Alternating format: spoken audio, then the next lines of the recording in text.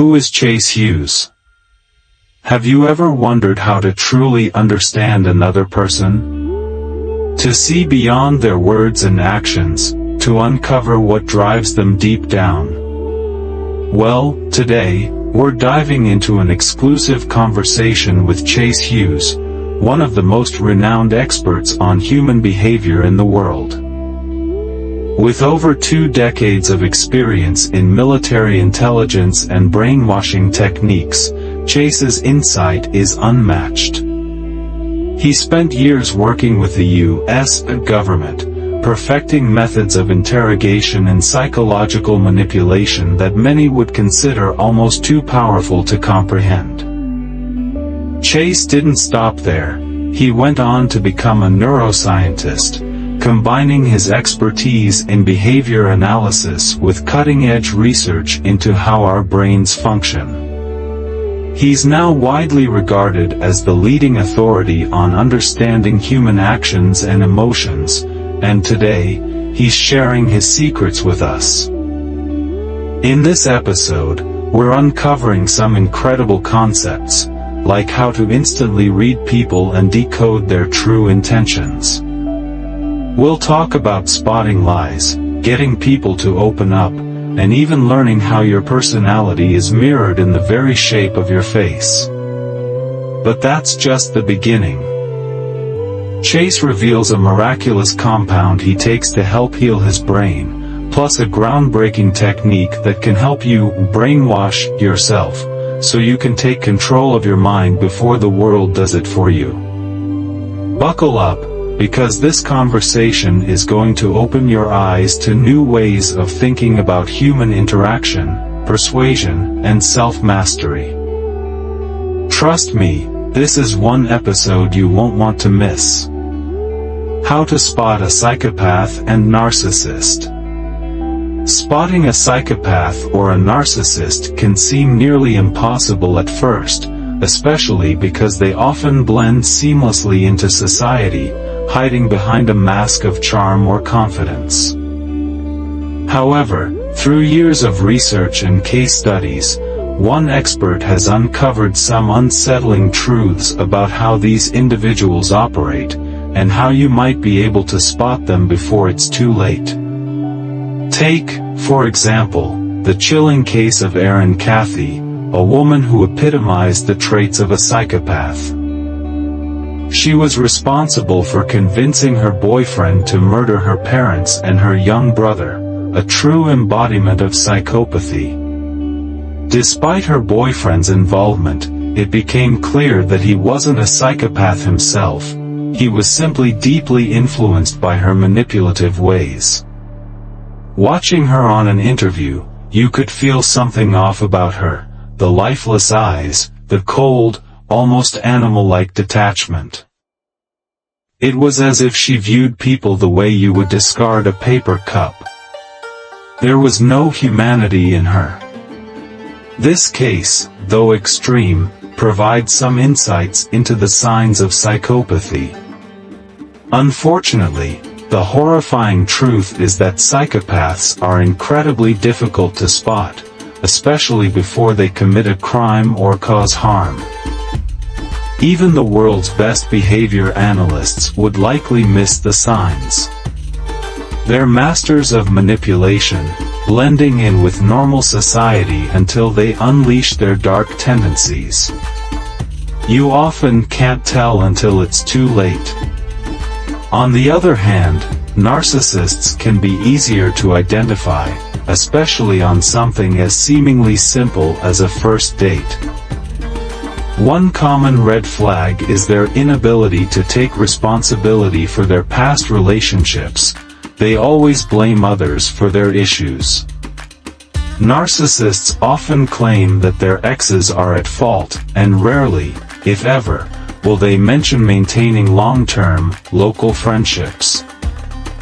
Instead, they might talk about having friends in faraway places, which can be a sign of their difficulty in forming true connections. Another trend you might notice is that narcissists tend to have a hard time maintaining relationships, often choosing transient connections over deep bonds. Interestingly, cities themselves may play a role in the creation of psychopaths. While we used to think of psychopathy as a rare phenomenon, new research suggests that urban environments could be psychopath factories. The high-stress, impersonal nature of city life may breed these individuals, or at least amplify their tendencies. The anonymity provided by crowded cities allows for the manipulation and exploitation that often define psychopathic behavior. This isn't just a theory, it's something I cover in detail in my upcoming book, which includes a chapter on how urban life is creating more psychopaths than ever before. So, how do you protect yourself? Awareness is key. Watch for the signs. Psychopaths often seek power and control, and narcissists are drawn to validation and admiration. By recognizing these traits early on, you might be able to avoid falling victim to their destructive behavior. Understanding how cities foster these personalities and the subtle cues they give off can arm you with the knowledge you need to safeguard yourself against people who may not be as human as they seem. Imagine this: you're in a bustling city like New York, lying on the ground, wounded, desperately begging for help. But the more people that surround you, the less likely anyone is to intervene.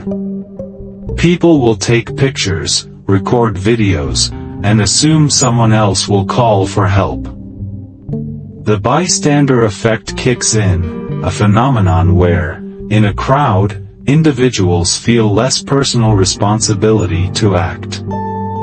It's terrifying because it means that, despite being in the middle of a city full of people, you might be left to die alone. Now, if you took that behavior in isolation and described a person standing idly by while another was being attacked or hurt, you'd probably think they were a psychopath. But in large cities, this passive behavior is disturbingly common. It's not necessarily because people are inherently cruel, it's because our brains aren't wired to handle the complexity of interacting with millions of strangers. We evolved to live in small tribes, with about 150 people, where empathy and reputation mattered. But in big cities, where we'll never see most of these people again, our brains simply shut off the capacity for empathy. We don't feel accountable for others, and so, the behaviors that mirror psychopathy, detachment, indifference, become more pronounced. Driving around cities like Los Angeles, you can see this in action. People become bad drivers, not because they're reckless, but because they don't need to care about the reputation or consequences of their actions. They'll never see that person again, so why bother showing courtesy or empathy? This lack of connection to others is another form of psychopathy, and it's a spectrum, meaning, not everyone who behaves this way is a full-fledged psychopath, but many are on that spectrum. Take, for example, the chilling case of Erin Cathy. She was a woman who masterminded the brutal murders of her own family, including her parents and young brother, by convincing her boyfriend to do the unthinkable.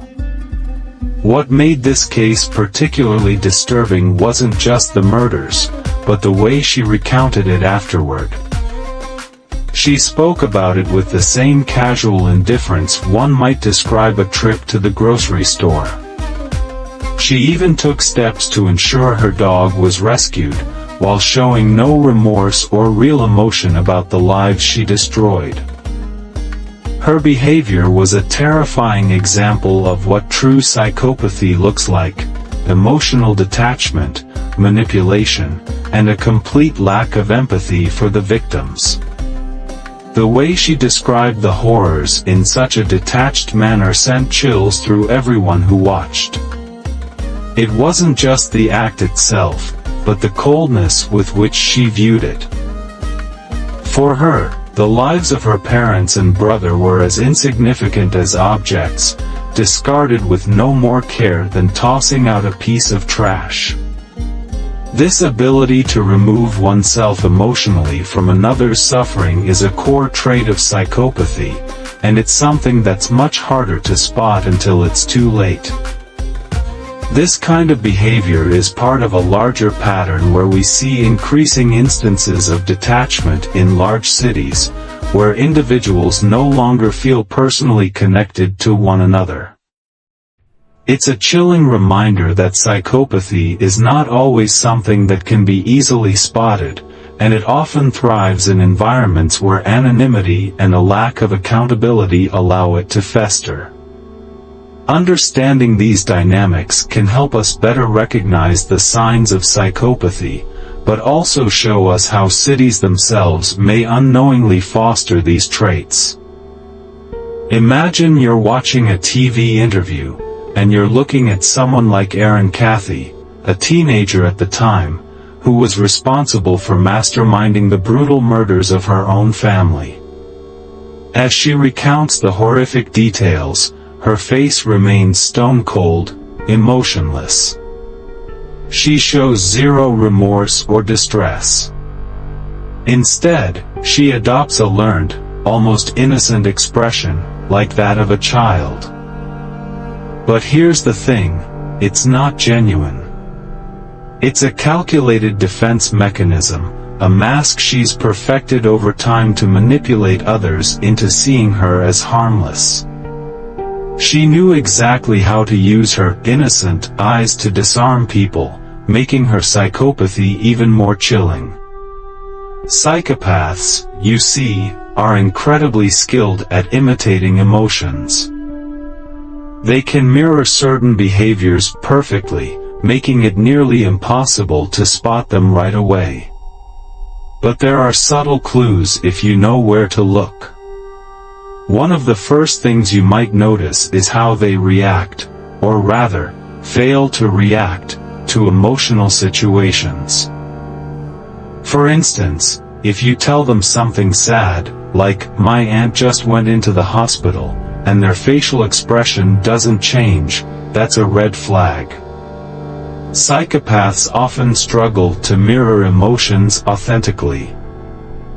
They might either show no expression at all or give an inappropriate one, like smiling during a tragic moment, trying to force an expression to mimic what they think is expected of them. It's a calculated attempt to blend in, but it often falls short. To better understand the mind of a psychopath, let's try a thought experiment. Imagine walking down the street in a busy city. You pass by a car accident, where a mother is bleeding out, clutching her dying infant in her arms. Most people would be horrified, devastated, maybe even moved to tears. But now, imagine you're a psychopath.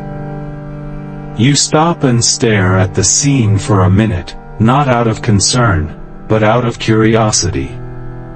In your mind, you think about the fried chicken place just a couple of blocks away, and then you continue on your way, unaffected.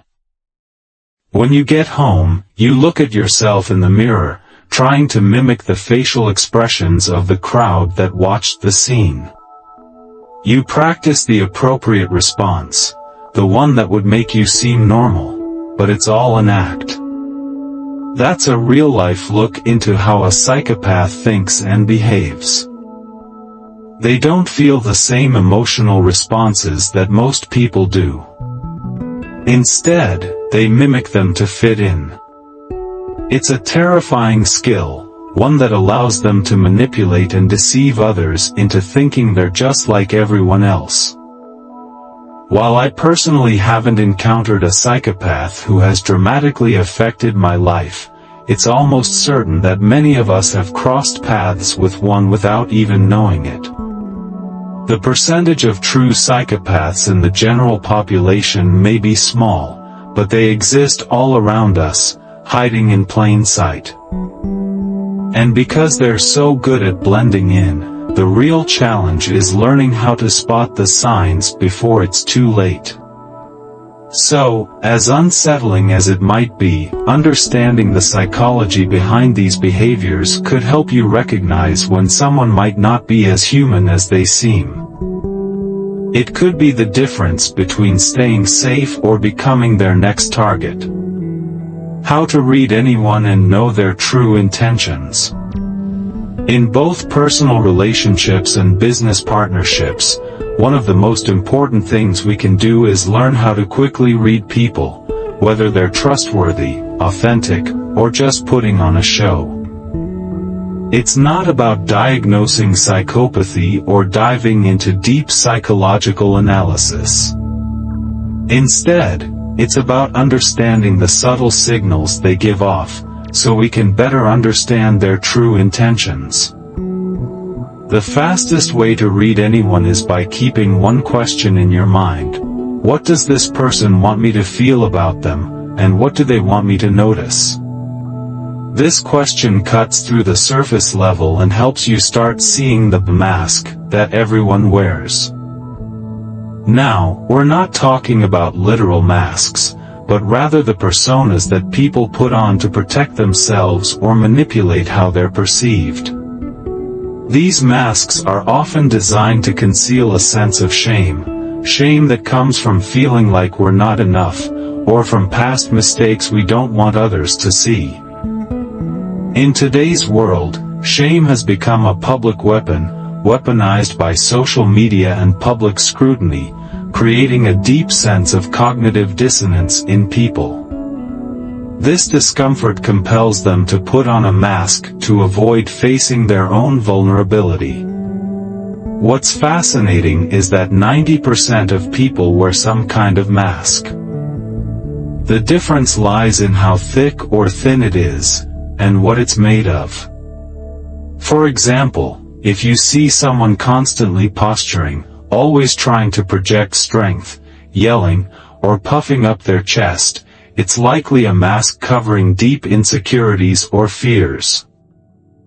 Underneath that bravado, you might be looking at someone who feels small, vulnerable, like a frightened little boy trying to protect himself from getting hurt. It's like a chihuahua barking ferociously because it's terrified, not because it's powerful. That's the mask, something bold and aggressive to cover up the underlying fear. But there's another crucial element to consider: how open someone is about their mask. The more a person is willing to acknowledge that they wear one, the more self-aware they might be. If they're open about their mask, it shows that they can accept that they have a facade. People who openly talk about their persona tend to be more authentic and less manipulative. They understand the role their mask plays in their interactions, and this transparency can be a key to building trust. Another factor to observe is their level of self-control. People who can't control their impulses or reactions are often more likely to be driven by their mask.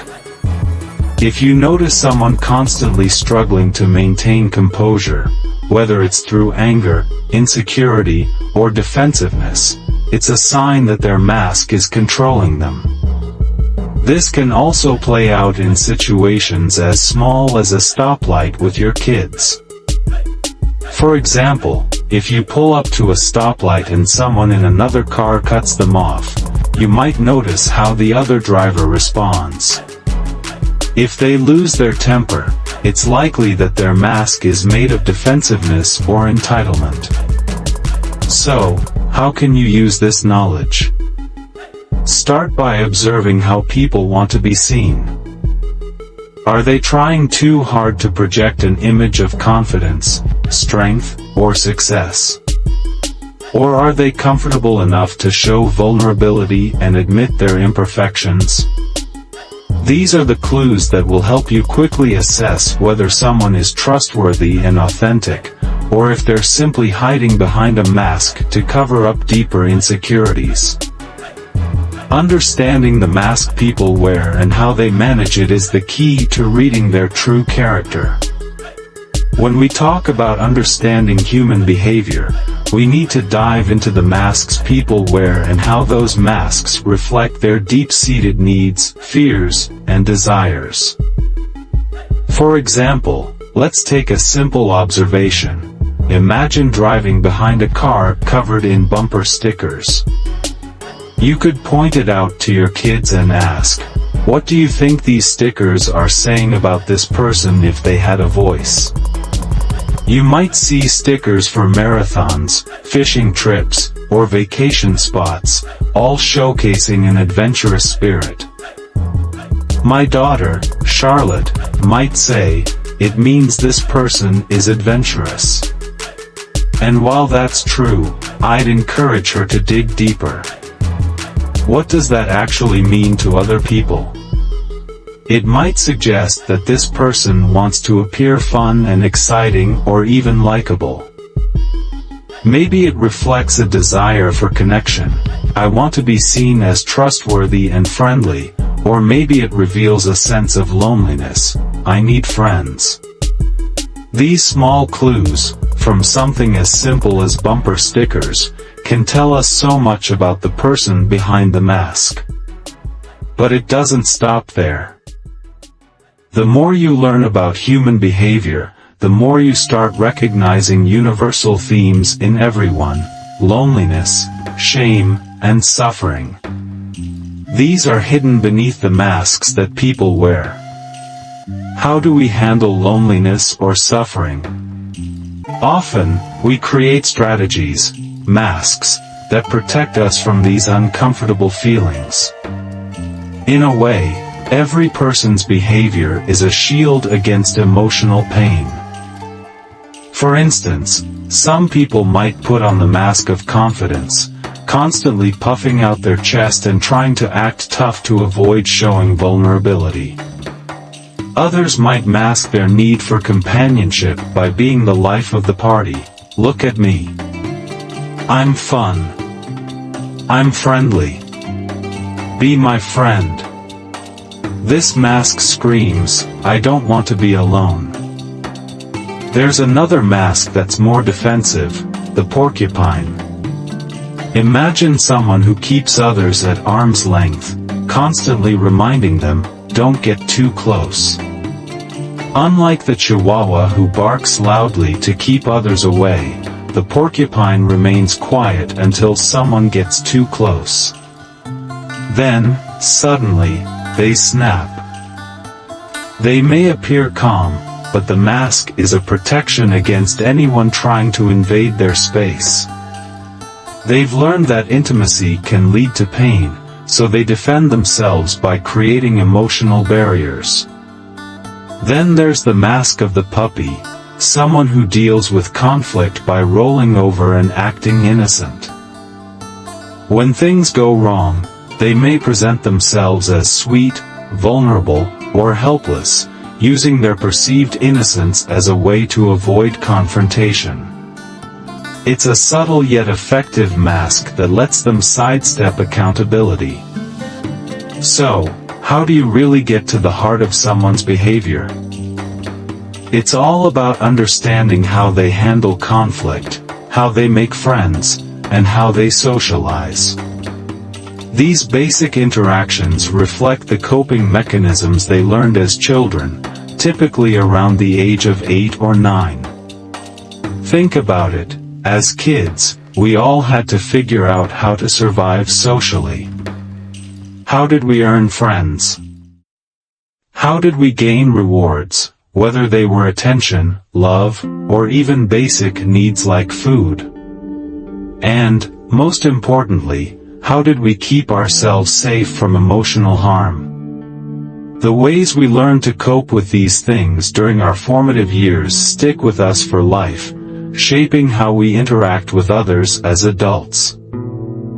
In every adult, you can spot traces of the behaviors they developed in childhood. Whether it's how they handle conflict or how they form relationships, these childhood patterns shape their adult behavior in subtle ways. That's why understanding human behavior often comes down to recognizing these deep-rooted childhood strategies. These patterns don't just disappear, they evolve and adapt, but they are still very much alive in everything we do. If you want to truly understand someone, ask yourself, how do they react when things go wrong? How do they make connections with others?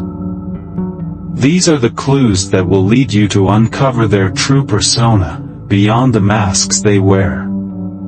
Because at the core, every person is shaped by how they survived and thrived as a child. And that's where the real story begins. Self-sufficient and independent, which is a common mask for people who have experienced a lot of hardship or self-reliance. There's a sense of showing the world that you don't need anyone's help, even if that isn't entirely true deep down. This kind of mask can be protective, especially for those who've been let down by others or have had to learn to survive on their own. There's a certain strength in projecting that you've got everything under control, but it can also create distance, making it harder for others to connect with you on a more intimate level. When people wear this kind of mask, they often do so because they're afraid of being vulnerable. They fear that if they reveal their true needs or emotions, they'll be judged, abandoned, or perceived as weak. So, they show a version of themselves that seems unshakable, even when, deep inside, they might be struggling or longing for connection. Now, when it comes to identifying self-control, that's where we can start digging deeper. Self-control isn't just about diet, health, or fitness, though those are visible signs. It's also reflected in how we handle our emotions, our reactions to stress, and how we manage our relationships. For example, someone who's disciplined in their personal habits, like maintaining a balanced diet or keeping a routine, is likely someone who has control over other areas of their life as well, including how they approach challenges or handle conflict. If someone has a strong sense of self-control, they're also likely to be more dependable, focused, and reliable in business or intimate relationships. In a business partnership, observing someone's self-discipline can give you a good sense of their work ethic and reliability. If they consistently follow through on commitments, manage their time well, and maintain healthy habits, they're probably someone you can trust to keep things moving smoothly in a professional environment. On the other hand, if they're unpredictable or show signs of poor self-management, it's important to approach the partnership with caution. The same goes for intimate relationships. How someone manages their own needs, emotions, and boundaries will give you a window into how they'll treat you in the long run. The trick is to recognize these behavioral patterns early on and understand that they're not just about one isolated aspect of someone's life, but rather reflect deeper character traits and coping mechanisms. Whether it's a business deal or a personal relationship, being able to gauge a person's level of discipline and self-control will tell you a lot about their trustworthiness, reliability, and overall potential to work together harmoniously. And sometimes, you don't need formal training to spot these clues. You just need to pay attention and trust your instincts. Why we wear masks and how to be authentic. Challenge for many people, fully understanding who we are. Most of us go through life with these masks, not realizing how much we're shaping our behavior to protect ourselves or meet others' expectations. It's easy to get stuck in a persona that we feel we need to project, but that mask can prevent us from truly understanding ourselves and others. As you mentioned, being aware of these masks and the personas we put on is a huge step toward self-awareness. If you can recognize that you wear the puppy mask to avoid conflict and make others feel comfortable, it's easier to understand when that behavior is helping and when it might be hindering you.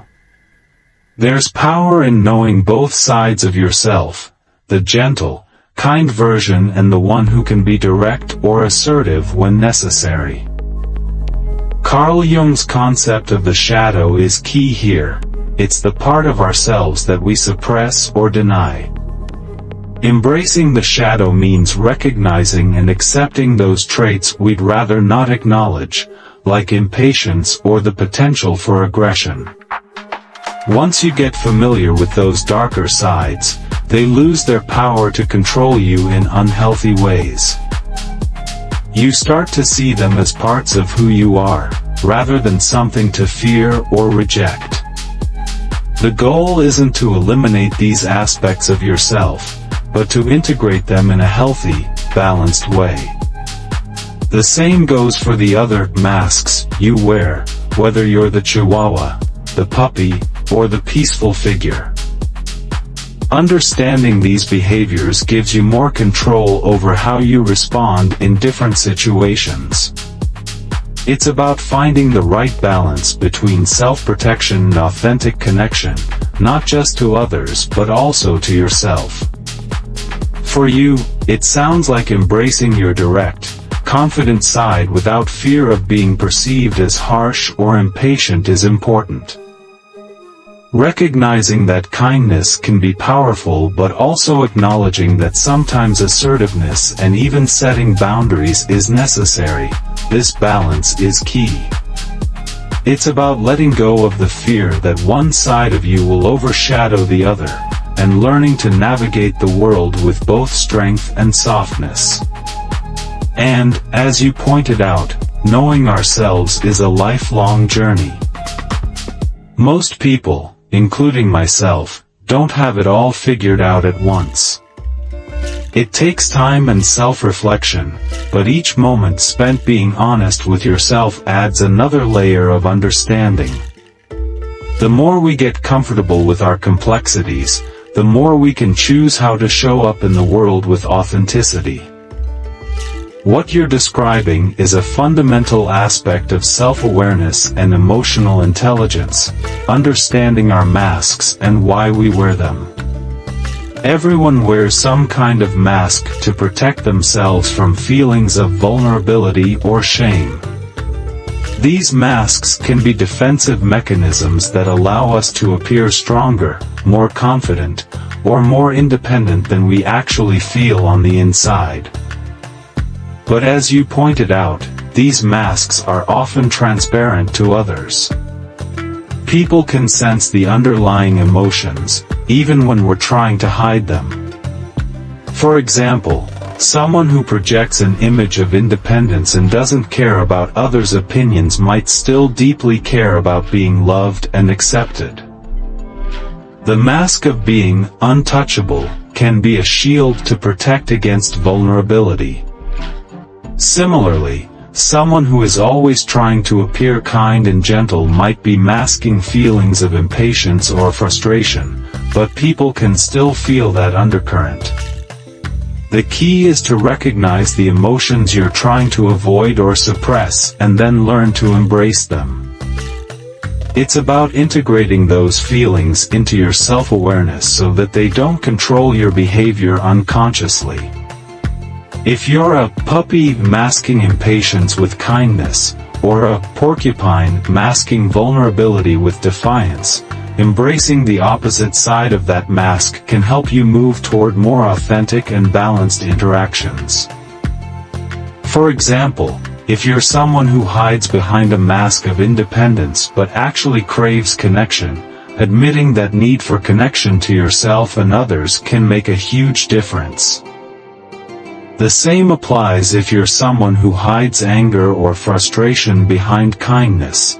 you might discover that expressing those emotions directly, when appropriate, is actually more powerful and authentic than holding them in. As you said, the key to moving beyond the mask is asking, what is the emotion I don't want others to see? What is it that would embarrass me the most if others knew? Understanding what you're trying to avoid can help you realize what you're really protecting, and from there, you can decide whether the mask is still serving you or if it's time to let it go. The more we embrace our true selves, the vulnerable, imperfect parts, the less power these masks will have over us. The goal is not to eliminate those parts but to become more comfortable with them and not feel the need to hide them. This allows for more authentic relationships and a deeper understanding of both ourselves and others. It's a lifelong journey of becoming more real, and as you said, real life, rather than one that's simulated or shaped by external influences. The discussion you're delving into highlights a critical aspect of human behavior, our reliance on masks and ego as defense mechanisms, especially when we're trying to protect ourselves from vulnerability, judgment, or discomfort. The concept that everyone wears a mask, and everyone pretends not to wear one, taps into the universal truth that, on some level, we all shape our identities to meet the expectations of society, ourselves, and those around us. As you mentioned, these masks are not an exit door, but an essential part of being human. We're programmed to wear them for protection, and even when we recognize them, they don't simply disappear.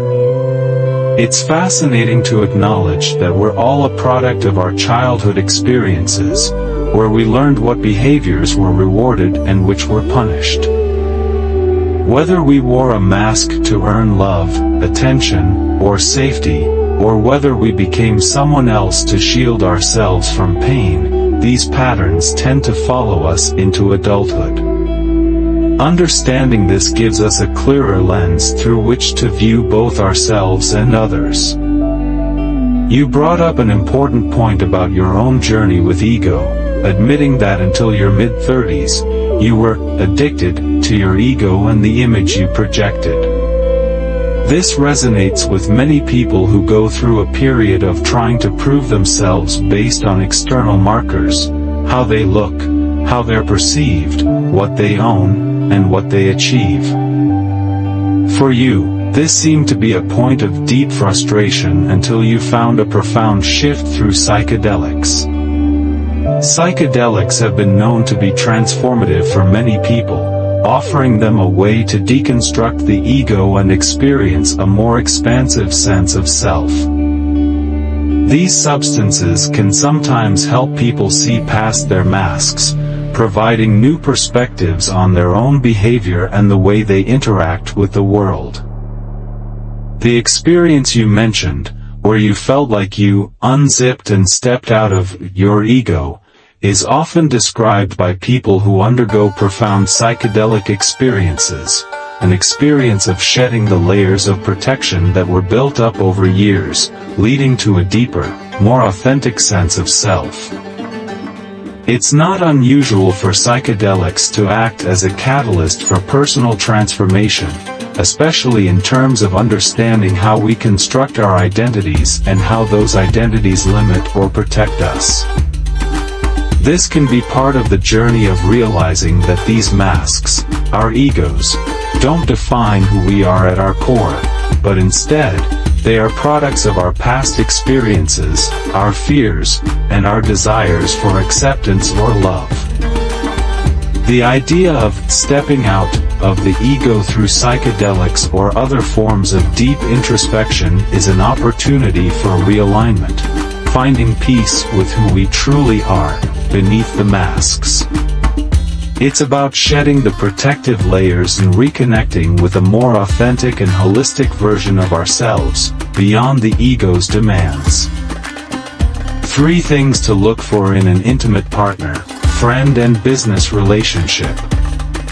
When it comes to choosing the right people for intimate relationships, friendships, or business partnerships, there are several key qualities that can help you determine whether someone is truly trustworthy and dependable.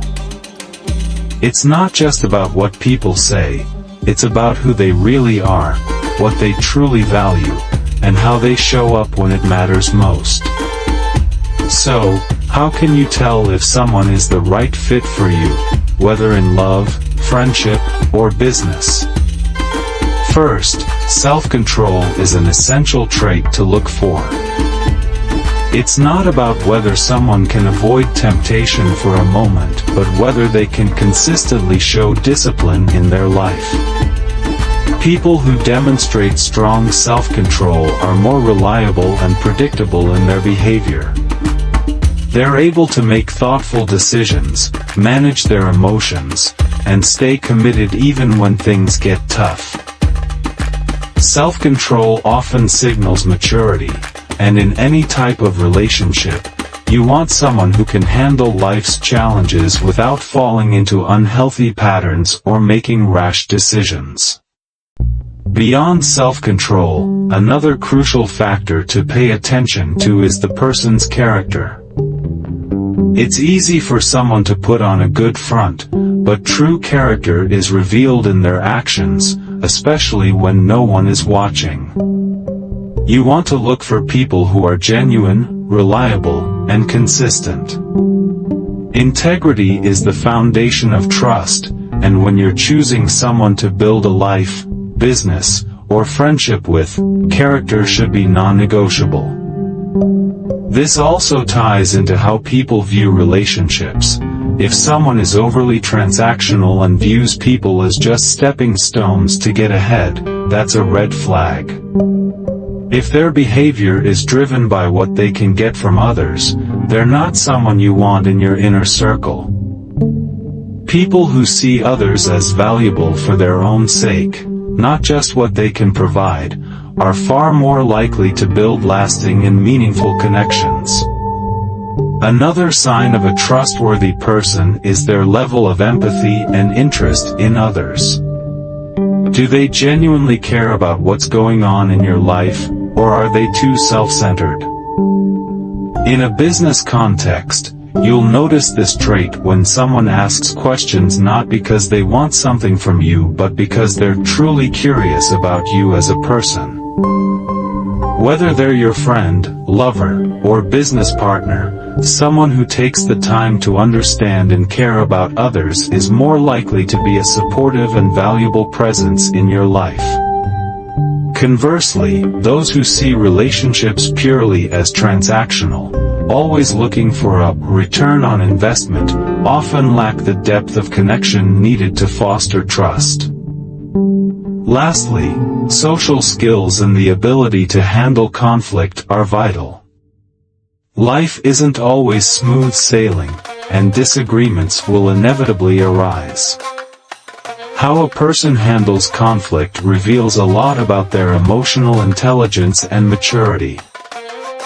Someone who can de-escalate situations, remain calm, and find solutions rather than letting tension spiral out of control is someone who can navigate the complexities of relationships with grace.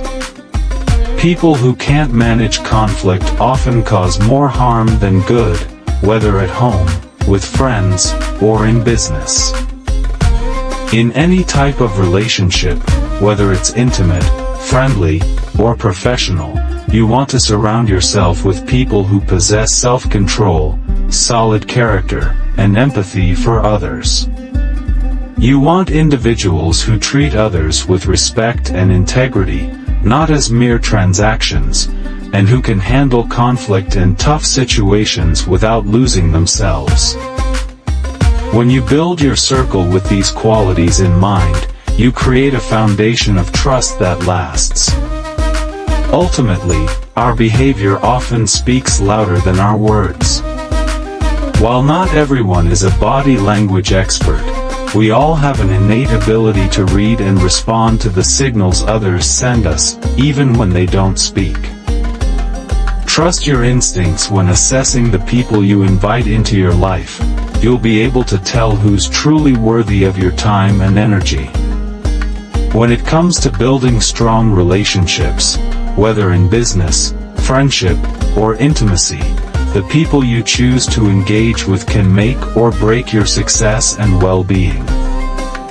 But how do you know if someone is truly trustworthy and worth your time? It's not always as simple as it seems, and many of the answers are hidden in the subtle behaviors and signals that people give off, often unconsciously. One of the first things to consider is how people make you feel, not just what they say or do.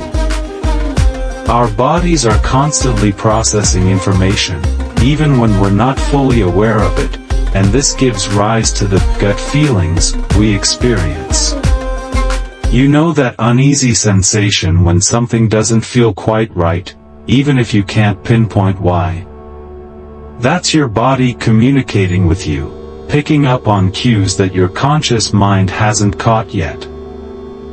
So, one of the most valuable lessons I teach my clients is how to manufacture these gut feelings in others. It's a skill. You're already influencing the feelings people have about you, whether you realize it or not. Once you learn how to do this intentionally, you can better navigate relationships and build trust with others. Now, how can you tell if someone is truly interested in you, or if they're just being transactional? This is key, especially in business and intimate relationships. Pay attention to the follow-up after an interaction.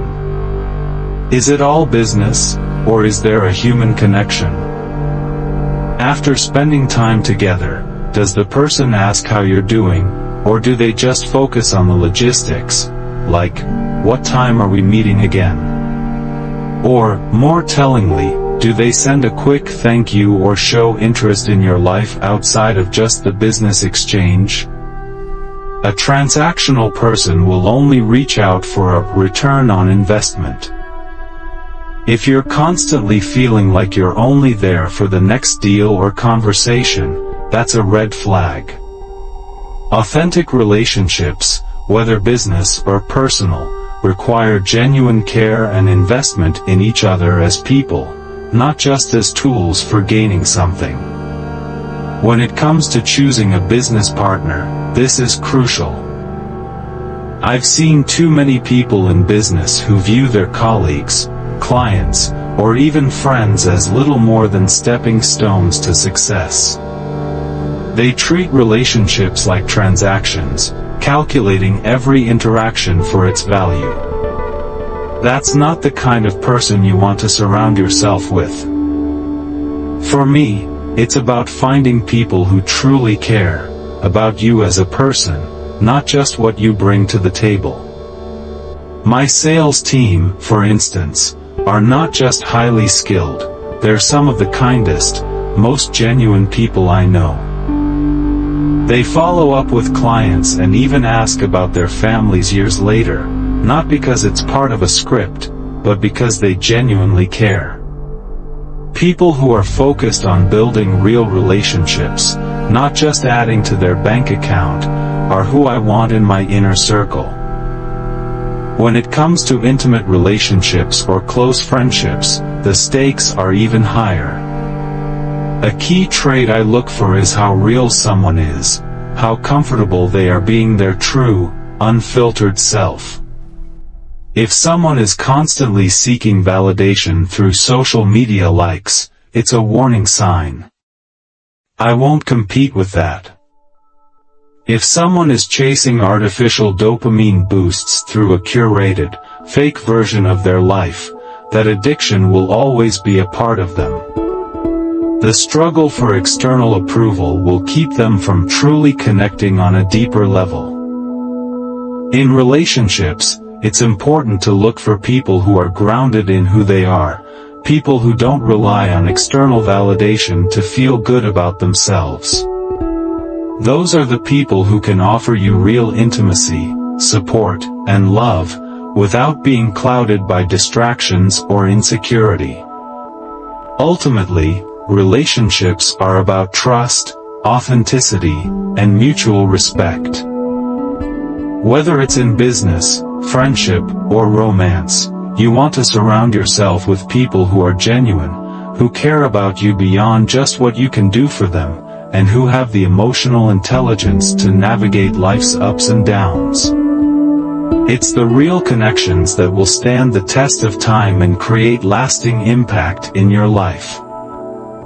So, take the time to look beyond surface-level interactions and ask yourself, are you dealing with a human being, or just a transaction?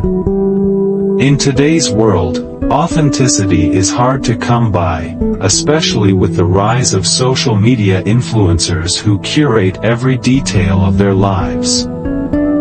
On platforms like Instagram, where everything looks flawless and carefully staged, it's easy to tell when someone is living in a simulation. The background is perfect, the lighting is just right, and even their home is only tidied up in the areas that will be on camera. These individuals have mastered the art of wearing a thick mask, a mask not just online, but often in their day-to-day life as well. It's a performance, and the danger is that they become so accustomed to this artificial life that they lose touch with who they truly are. But how can you tell when someone's mask is still on? One of the most telling signs is how open they are about their vulnerabilities. An authentic person doesn't shy away from discomfort, they embrace it. They'll openly admit, "Man, I was really embarrassed by that," or, "Wow, that silence was awkward. I felt a little anxious during that moment."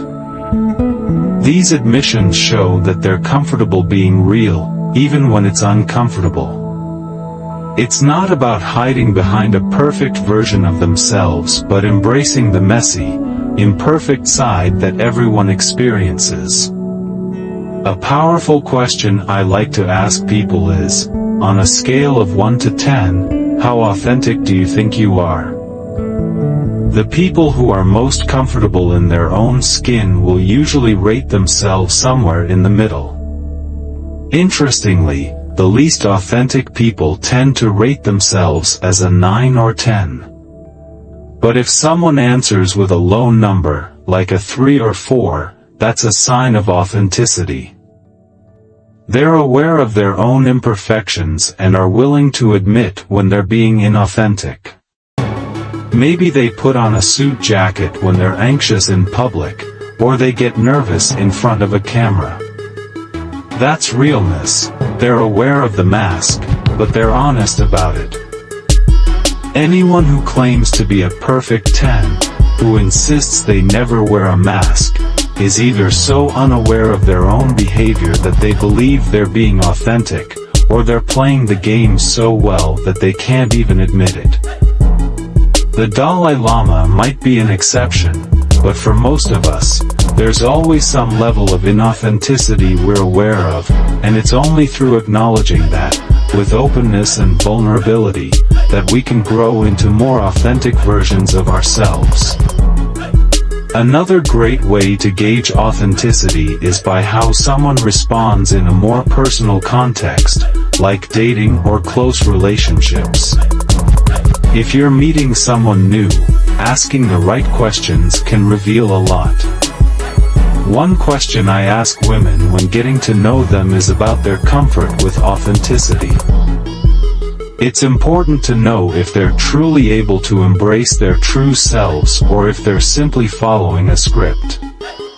The answers reveal not only their self-awareness, but also how they approach real-life interactions, as opposed to putting on a mask for social approval. Ultimately, authenticity isn't about being perfect, it's about being real. The more we're willing to be vulnerable and show our true selves, flaws and all, the more we can build meaningful, genuine connections with others. The key is not to be afraid of imperfection, but to embrace it, because that's when the real magic happens. In any conversation, especially with potential partners, friends, or even business contacts, one of the most powerful tools you can have is the ability to read authenticity. If you really want to understand the depth of someone's character, you need to go beyond surface-level interactions and dig into the underlying layers. A great question to ask in a light-hearted, joking way, especially when meeting someone new, is, "What's the weirdest thing about you that most people don't know?" This isn't meant to be an opener, but rather a playful middle-of-the-conversation question. The way they respond to this will tell you a lot about how comfortable they are with themselves and how authentic they are. It's the perfect test to gauge both the fun factor and the level of honesty they're willing to share. You'll quickly get a sense of how they view themselves, and whether they're willing to laugh at their quirks or cover them up behind a mask. For women, there's a fantastic question that can reveal authenticity in men as well. Asking, "What's the biggest thing you've learned about yourself from your past relationships?" can uncover a lot. Pay attention to how they answer. If they start blaming others, "Well, I learned not to trust people because she did this," or "I learned that people will always hurt you," that's a sign of someone who's not taking responsibility or looking inward. It's an automatic red flag that they might be wearing a mask and are not really ready to be vulnerable. On the other hand, if they answer honestly, like, "I realized I have insecurities about communication," or "I wasn't as strong as I thought I was in that relationship," that's someone who is authentically reflecting on their experiences and growing from them. The way they answer this question shows whether they are emotionally mature and self-aware, or if they're still hiding behind a mask. These types of questions are powerful because they allow you to see past the surface, directly into how someone deals with vulnerability and self-awareness. In relationships, whether personal or business, it's crucial to see how much someone is willing to be real, because that's how you truly build trust and understanding. But these questions are only effective if you're asking them with the right energy. They need to be presented playfully or in a way that makes the other person feel comfortable, not interrogated. You want them to feel like they can laugh, be real, and open up. If you're too serious about it, you might not get the answer you're hoping for. So, keep it light and fun, but also be paying close attention to how they respond. It can tell you everything you need to know about their authenticity, and whether they're really worth your time. When it comes to influence and reading people, these questions help create a connection that goes beyond what's visible. Body language, tone of voice, and little verbal cues can reveal a lot about a person's true feelings, whether they're being genuine or hiding behind a persona. The more you practice these techniques, the better you'll get at understanding the real person in front of you, which is crucial for making meaningful connections in both personal and professional settings. Influence tactic. Don't ask questions, say this instead. If you want to uncover powerful information or influence someone's behavior, here's a game-changing tactic you can use right now: elicitation. It's a technique that intelligence operatives and high-level negotiators rely on, and it's based on a simple, but profound principle: use statements, not questions. Let me break it down. Normally, when you ask someone a question, their brain triggers a security guard. It activates the "I need to be careful" mode. But, when you make a statement, that security guard doesn't appear. Instead, people's brains relax, and they become much more open to sharing information. This is the core of elicitation.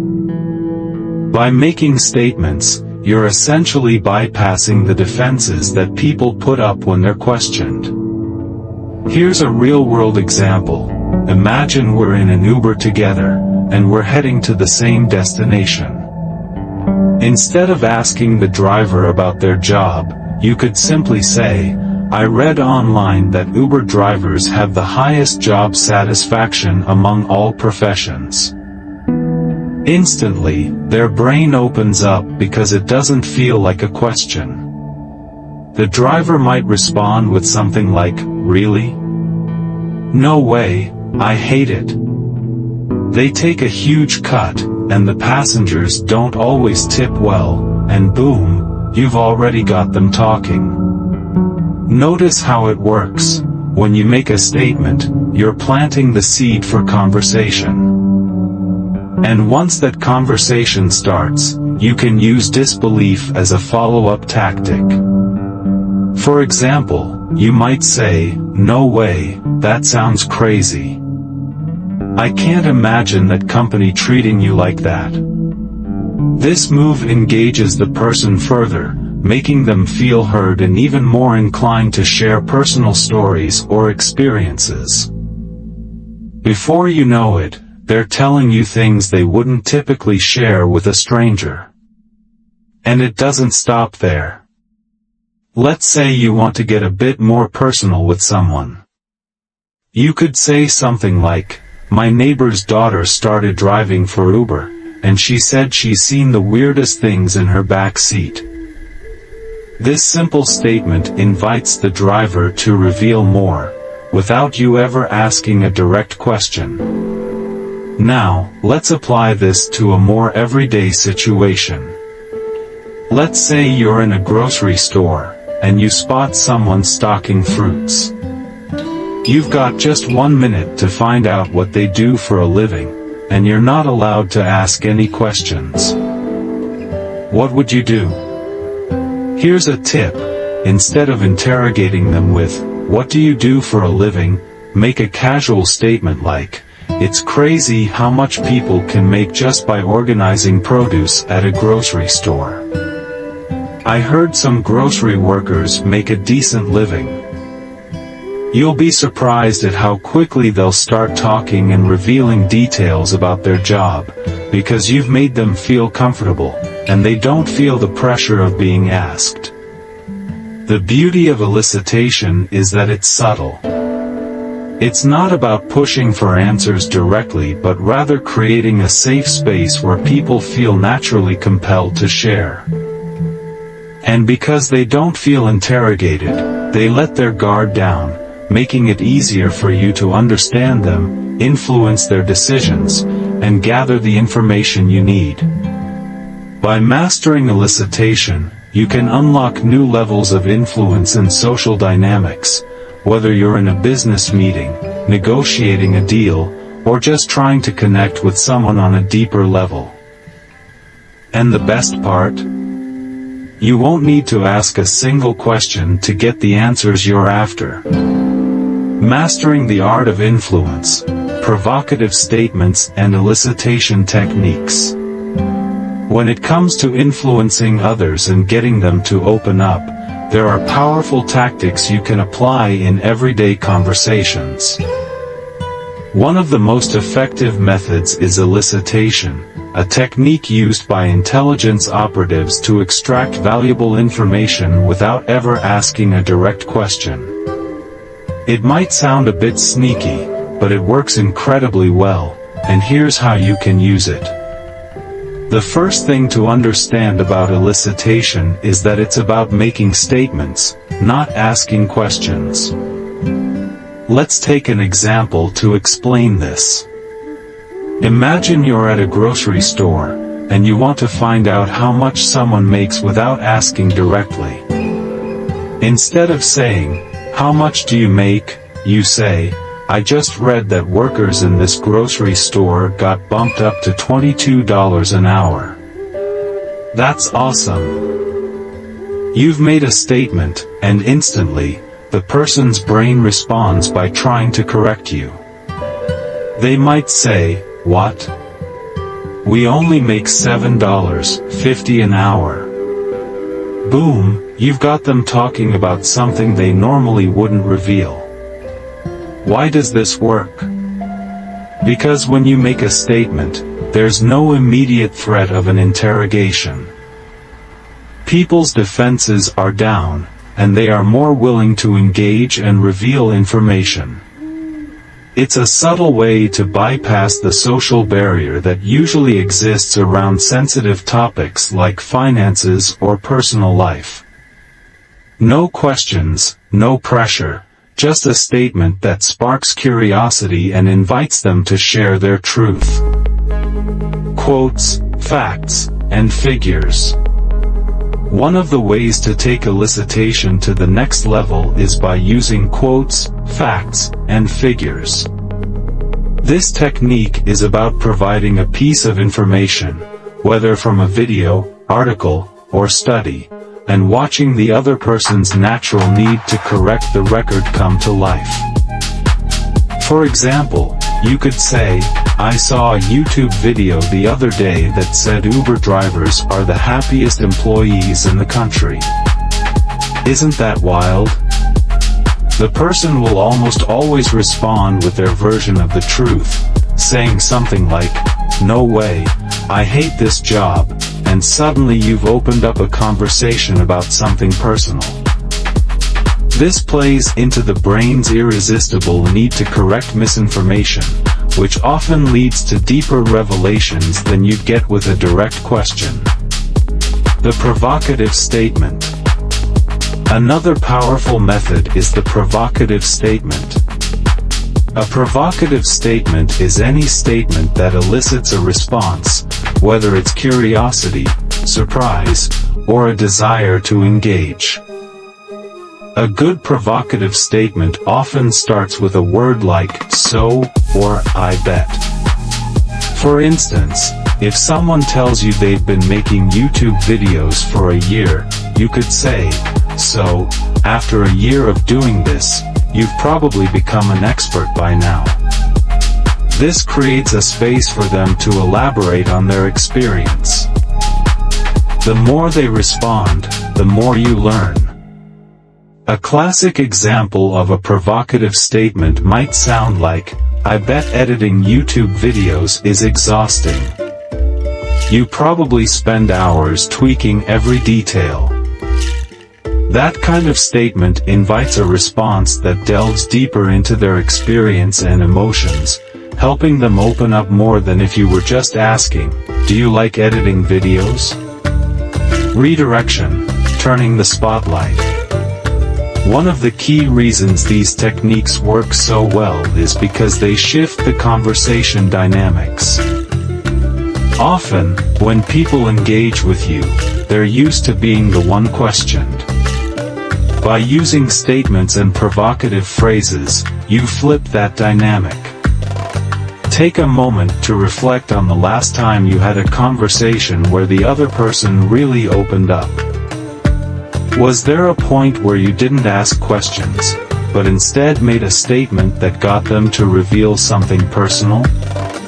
For example, in a recent conversation I had, I used the technique of redirection. We were talking about psychedelics, and instead of continuing to ask questions, I made a statement about how it must be a life-changing experience. This naturally made the other person elaborate on their own journey. Redirection is powerful because it puts the ball in the other person's court, and once they feel the freedom to speak, they'll often provide more insight than if they felt the pressure of being interviewed. These tactics, elicitation, provocative statements, and redirection, create an environment where people feel comfortable, even excited, to share. By applying them, you'll find that you can influence conversations and gain valuable insights with ease. It's not about tricking anyone, it's about understanding how the brain works and guiding the conversation in a way that feels natural to both parties. And if you master these techniques, you'll find yourself building more meaningful connections, unlocking hidden insights, and gaining the trust of others effortlessly. The power of reading people: how to spot stress and test honesty. When it comes to understanding someone's true feelings or gauging their honesty, there are subtle signs you can look for, even in everyday conversations. One of the most reliable indicators of stress, and therefore a tool to read someone's emotions or level of discomfort, is their blink rate. While it may sound like something out of a behavioral psychology book, this small, unconscious action can reveal a lot more than you might think. Our blinking rate is controlled by our autonomic nervous system, which means we don't consciously think about how often we blink, yet it's one of the best indicators of stress or anxiety. In a normal, relaxed conversation, a person will blink about 15 to 18 times per minute. However, when they're under stress or feeling uneasy, this rate spikes. For example, when I was taking the math section of my SATs, my blink rate was probably 80 to 90 blinks per minute. It was a sign of the anxiety I was feeling during that stressful exam. In contrast, when someone is deeply focused, say, while watching an exciting movie like Interstellar, their blink rate slows down significantly. In those situations, you might only blink around 3 times per minute because all of your focus is directed toward the movie. It's fascinating how our bodies unconsciously adjust like this based on what we're experiencing. So, how can you use this in a conversation to assess someone's stress or honesty? If you're talking to someone, and they start discussing sensitive topics, whether it's their financial situation, their past criminal record, or even uncomfortable family dynamics, you'll likely see an increase in their blink rate. This is a red flag indicating that the person might be stressed or uncomfortable, even if they're trying to mask it. Let's say you're speaking to a potential business partner, and the topic of taxes or past legal issues comes up. If you notice that their blink rate suddenly spikes, it could mean they're feeling anxious or perhaps even hiding something. The key isn't in counting blinks but rather observing any noticeable change in the rhythm of their blinking. This subtle shift often accompanies moments when people are confronted with uncomfortable or stressful topics. You don't have to be a trained behavior expert to pick up on these signs. Just being mindful of the person's blinking can give you a deeper understanding of their emotional state. The next time you're in a conversation, pay attention to how someone reacts when you bring up certain topics. Are they blinking faster when talking about a controversial issue? That might be a sign of stress or dishonesty. And even though people may try to act calm or unfazed, their body is telling a different story through these unconscious movements. In summary, by tuning into someone's blink rate, you can get a sense of whether they're being truthful, how stressed they are, and which topics might be making them uncomfortable.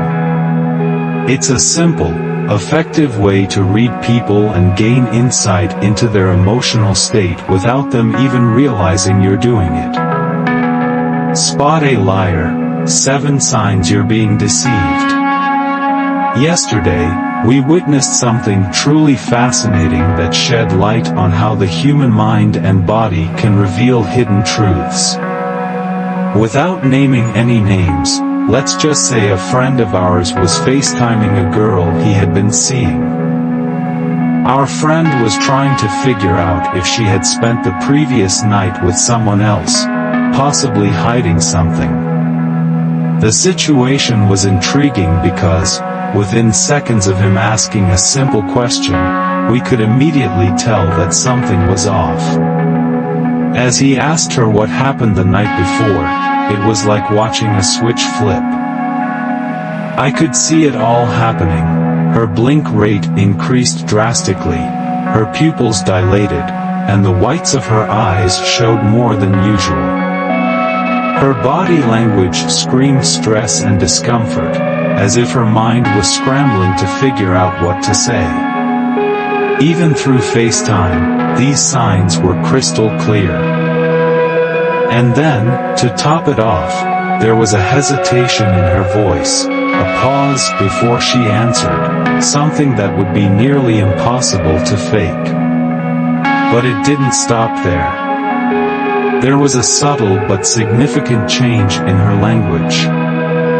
Where she had been using pronouns like we and us, suddenly they disappeared. Instead of saying, "We went home," she said, "I went home." This shift in language is a strong indicator of deception. It's like a mental defense mechanism kicking in, trying to distance herself from the truth. All of these changes happened in a matter of seconds, less than 4 seconds, in fact, and it was like watching a pressure cooker ready to explode. The interesting thing about human behavior is how reliably these physical and linguistic cues reveal the truth. I immediately saw a cluster of behaviors that couldn't be ignored: the wide eyes, the increased blink rate, the lack of pronouns, all signs that her mind was working overtime to conceal something. When you see these changes, you know something is being hidden, even if the person tries to act natural. After the call ended, I had a brief moment to coach our friend on what to do next. I shared a few quick interrogation techniques, and when he dialed her back and used the right phrasing, the truth started to slip out. It was amazing to see how these subtle signs and cues, when put together, can give you a near-instant read on someone's authenticity. Watching that in real time was eye-opening. It's a reminder that people's actions speak louder than their words, and when you know how to listen closely to both, the truth is often easier to uncover than most realize.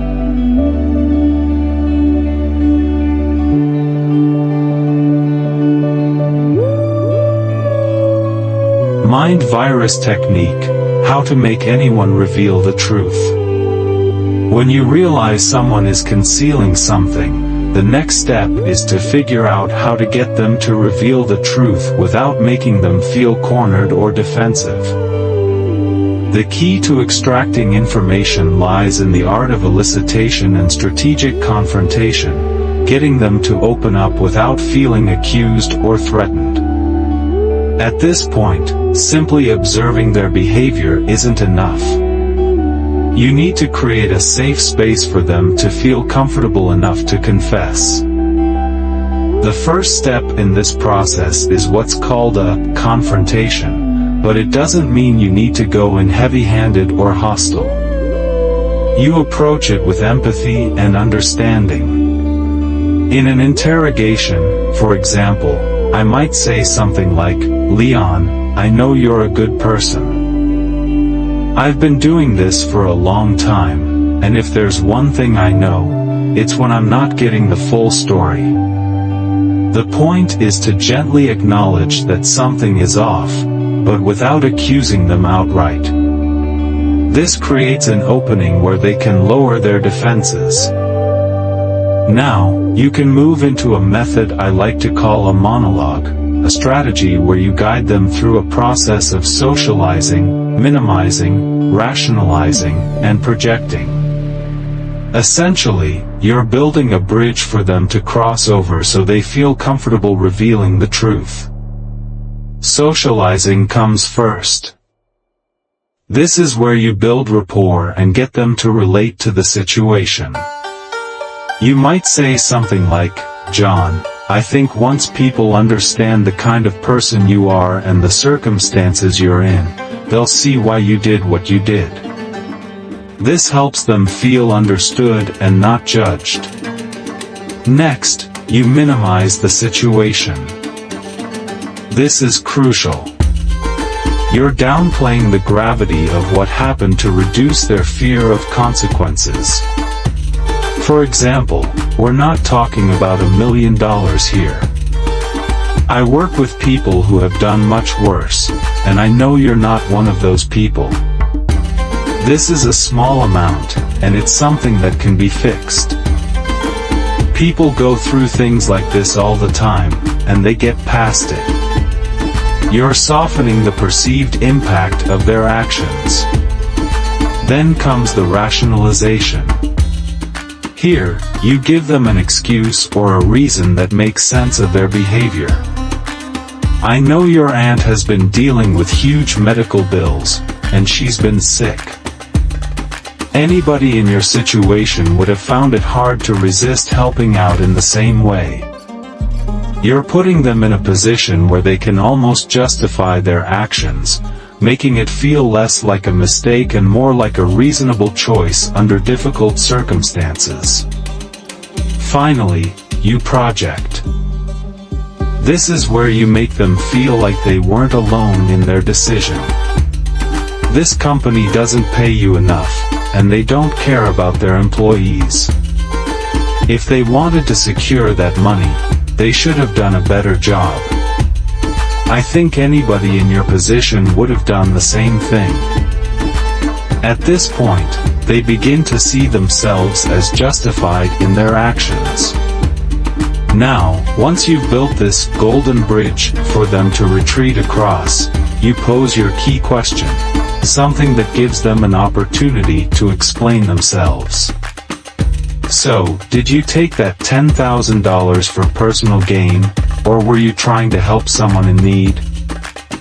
The beauty of this approach is that if they were truly guilty, they're more likely to feel safe enough to confess, but if they're innocent, they'll still remain firm in their denial. The key to successful elicitation lies in the subtle combination of building trust, minimizing risk, and making the person feel understood.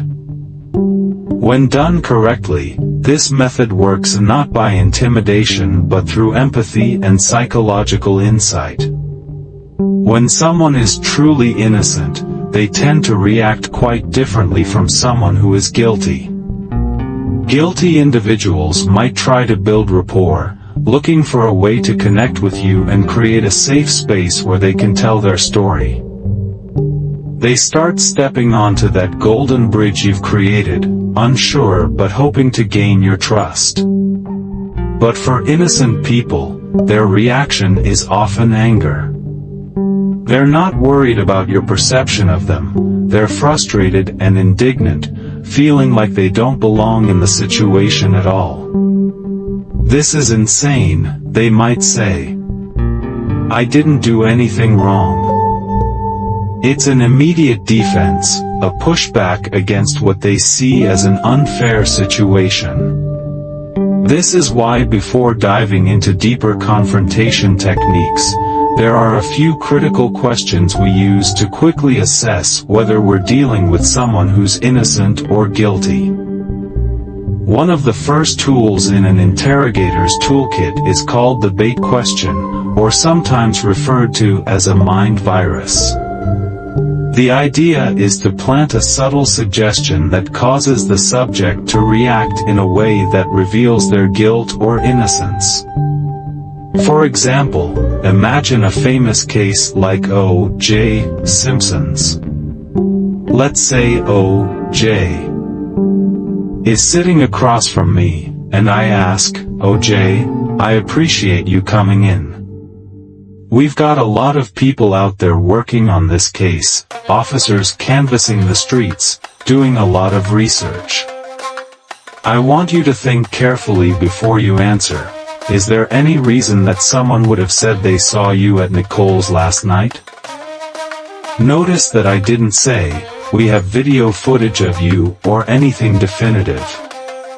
I didn't accuse him directly, but I planted a subtle seed. The reaction to this type of question is telling. A guilty person might suddenly get defensive or nervous, perhaps sweating or even stuttering. It's a mental trigger that forces them to acknowledge the possibility that their secret could be exposed. And I've seen this work firsthand. For example, in an interrogation I did on the Dr. Phil show, I asked a massage therapist accused of inappropriate behavior, "Is there any reason a video might surface now, showing something that happened during a massage?" Immediately, the guy started sweating. His reaction was proof that he knew something was off, but hadn't fully confessed. But there's another crucial question that helps further distinguish guilt from innocence. What do you think should happen to the person who did this? Now, this question might seem odd, but it's powerful. When I've asked it to individuals who have been accused of serious wrongdoing, particularly those involved in harming children, their answers reveal something chilling. A guilty person might say something like, "Well, they should apologize to the family, and maybe they need counseling. They need help." It's not just the words they use, it's the way they speak about the person who did the crime. They may be trying to minimize the seriousness of the crime to deflect blame or soften their own guilt. It's a huge red flag. People who are truly innocent will rarely talk like that. Their focus is on the injustice of the situation. They'll say something like, "Whoever did this deserves to face the full consequences." This isn't something that should be minimized. The difference in their reaction speaks volumes. The brilliance of a bait question or mind virus is that it gives someone the opportunity to admit guilt in a way that feels less like a direct confrontation. They can quietly acknowledge the possibility without being forced into a confession. But if they lie or try to deny it, it often makes the situation even worse. It's far more severe to be caught in a lie later than to admit to something up front. That's why people who lie under pressure in interrogations are the hardest to deal with, especially when you need to understand the true depth of their actions. What makes this whole process fascinating is how our brains respond to pressure and the subtle cues that reveal our thoughts.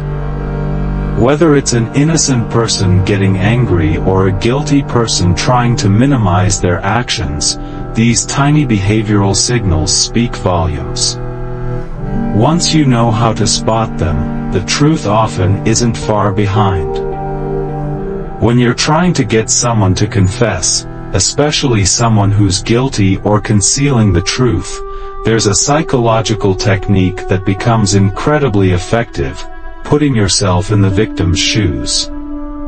It's a method where you project your thoughts and emotions onto the person who's been wronged, making it easier to create a pathway to the truth. I know, it's uncomfortable, nauseating, even, but it works. You get into the mindset of the victim, the person who was hurt, and then you reflect that energy back onto the person who's hiding something. It's an uncomfortable but necessary tactic for getting confessions. The key to all of this, though, is something called the mind virus. This technique creates immense stress in the person being interrogated when you ask them, "Is there any reason I might have evidence, maybe a video or someone else who saw something, that would prove this?" For someone who's guilty or hiding something, the pressure is almost unbearable. It's like their brain short-circuits, because they know they're about to get caught. But for an innocent person, there's zero stress. They'll just be like, "Go ahead, prove it." No fear, no panic. They're confident because they have nothing to hide. Now, if I'm being honest, I get it. I would probably feel some stress too. The idea of being wrongfully accused, especially in today's world with AI-generated videos and deepfakes becoming so realistic, is terrifying. That kind of fear is a different flavor of stress. For innocent people, it's more about the worry of being misunderstood, of having their reputation ruined without cause. But the stress from someone who is guilty or concealing something comes from knowing that their lie could soon unravel. And speaking of techniques that push people into confession, I've recently been working with Chris Hansen, yes, the guy famous for catching predators on TV. We've teamed up to build a protocol specifically for these situations. I've spent time developing a 9-page script of carefully crafted lines designed to get those predators to confess on camera. The upcoming episodes, where we put these techniques into action, are going to be incredible. These are tactics that will make even the most hardened individuals crack under the pressure, and watching it unfold on screen will be fascinating. It's all about stress, the right kind of pressure, and making the person feel like they have no way out except to come clean. And when it's done right, it's incredibly effective at getting people to reveal what they're trying to hide. It's not just about interrogation, it's about human behavior, psychology, and knowing how to push the right buttons to make the truth come out. How your personality shows up in your face. So, the other day I was casually talking with a friend, and I mentioned something about you, yeah, just out of the blue. I said something like, "Oh, Leon's pretty open-minded. You can tell by his eyes, his lower eyelids give it away." And you were like, "What do you mean? My eyelids?" I was like, "Yeah, your lower eyelids are a pretty big sign. It means you're less likely to make that skeptical facial expression where your eyelids kind of tighten up." So, I thought it'd be fun to dive into this a little more. Let's look at our own faces. We could do a side-by-side for your podcast editing. Hope you're ready for some extra work. But seriously, over time, our facial expressions actually etch themselves into our faces. It starts when we're young, around 16 or 17, and it's not the same as old person wrinkles, right? Like, for example, I've got these lines on my forehead because I've spent my life being pretty social. And I noticed, if you look at people who are naturally skeptical, their lower eyelids tense up a lot. That's because skepticism is physically etched onto their face through constant use of those muscles. And here's the thing, both you and I have that lower eyelid trait. We both tend to be less skeptical, more open, and it shows in our faces. Now, I'm not saying this is totally proven science, but I've spent about 30,000 hours in real life researching facial expressions, no exaggeration. When someone spends their life skeptical, they squeeze their lower eyelids up, and it creates that little, skeptical, crease. It's fascinating to me because I believe people who are less skeptical are more open to new ideas and more suggestible, in a way.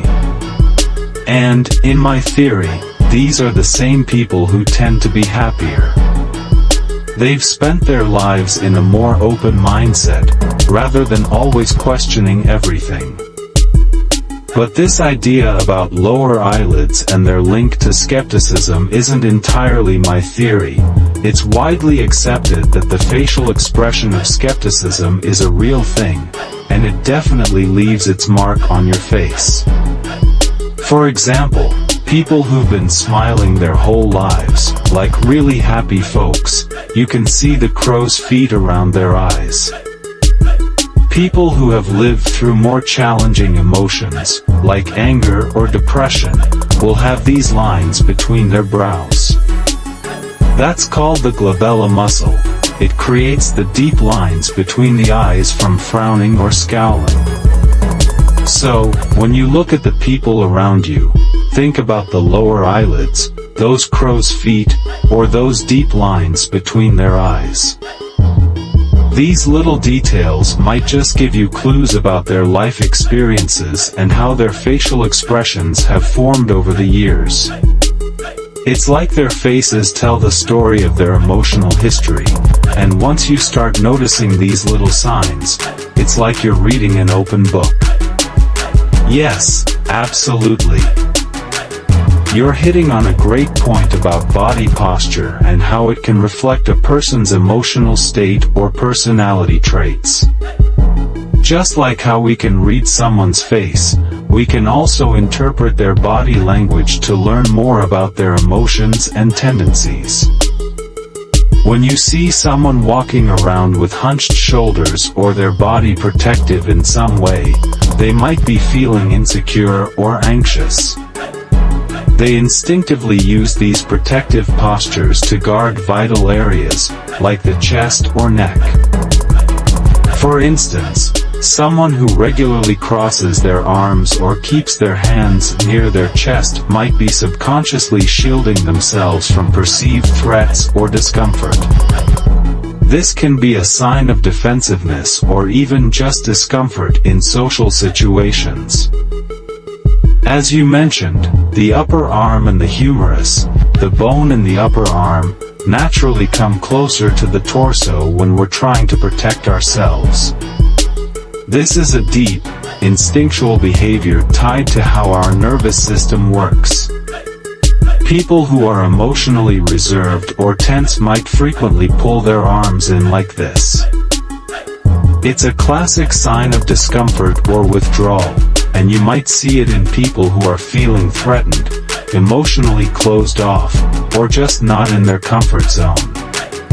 Similarly, when someone pulls their shoulders up, like they're protecting their neck or their throat, the carotid artery area, this can indicate a heightened state of alertness or anxiety.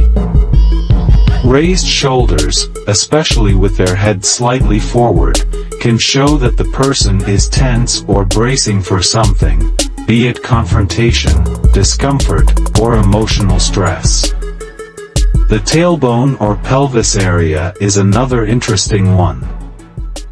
If someone tends to tuck in their tailbone or has a slightly crouched posture, this could point to feelings of vulnerability, insecurity, or a need to retreat. These subtle shifts in how someone holds their body can often give away emotional states before they ever say a word. It's all about reading the signals, whether it's in the face, the posture, or the movements, and then understanding how these things tie back to their emotions. Humans are wired to send out these cues, and once you start noticing them, it's like decoding a secret language. And I agree, this is also something that could make characters in fiction come to life. Like in your book, where the bad guy uses the lower eyelids to predict who's most suggestible. It's a fascinating concept that ties emotional cues to real-world psychology. So, next time you're talking to someone, pay attention to their posture. It can tell you a lot about how they're feeling, sometimes even before they consciously realize it themselves. You're right.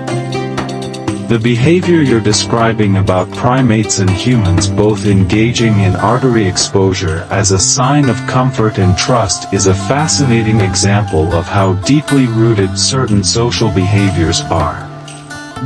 Primates like baboons and bonobos, when they want to signal that they are not a threat, will expose vulnerable parts of their body, like their chest or throat, as a way of showing submission or peaceful intent. It's very similar to the way humans might unconsciously do things like relax their posture or open up in social situations to signal that they're approachable, calm, or non-confrontational. As for the question of why suggestible people might be happier, Here's my take on it. Suggestibility is linked to the idea of being open to new experiences and adaptable in social situations.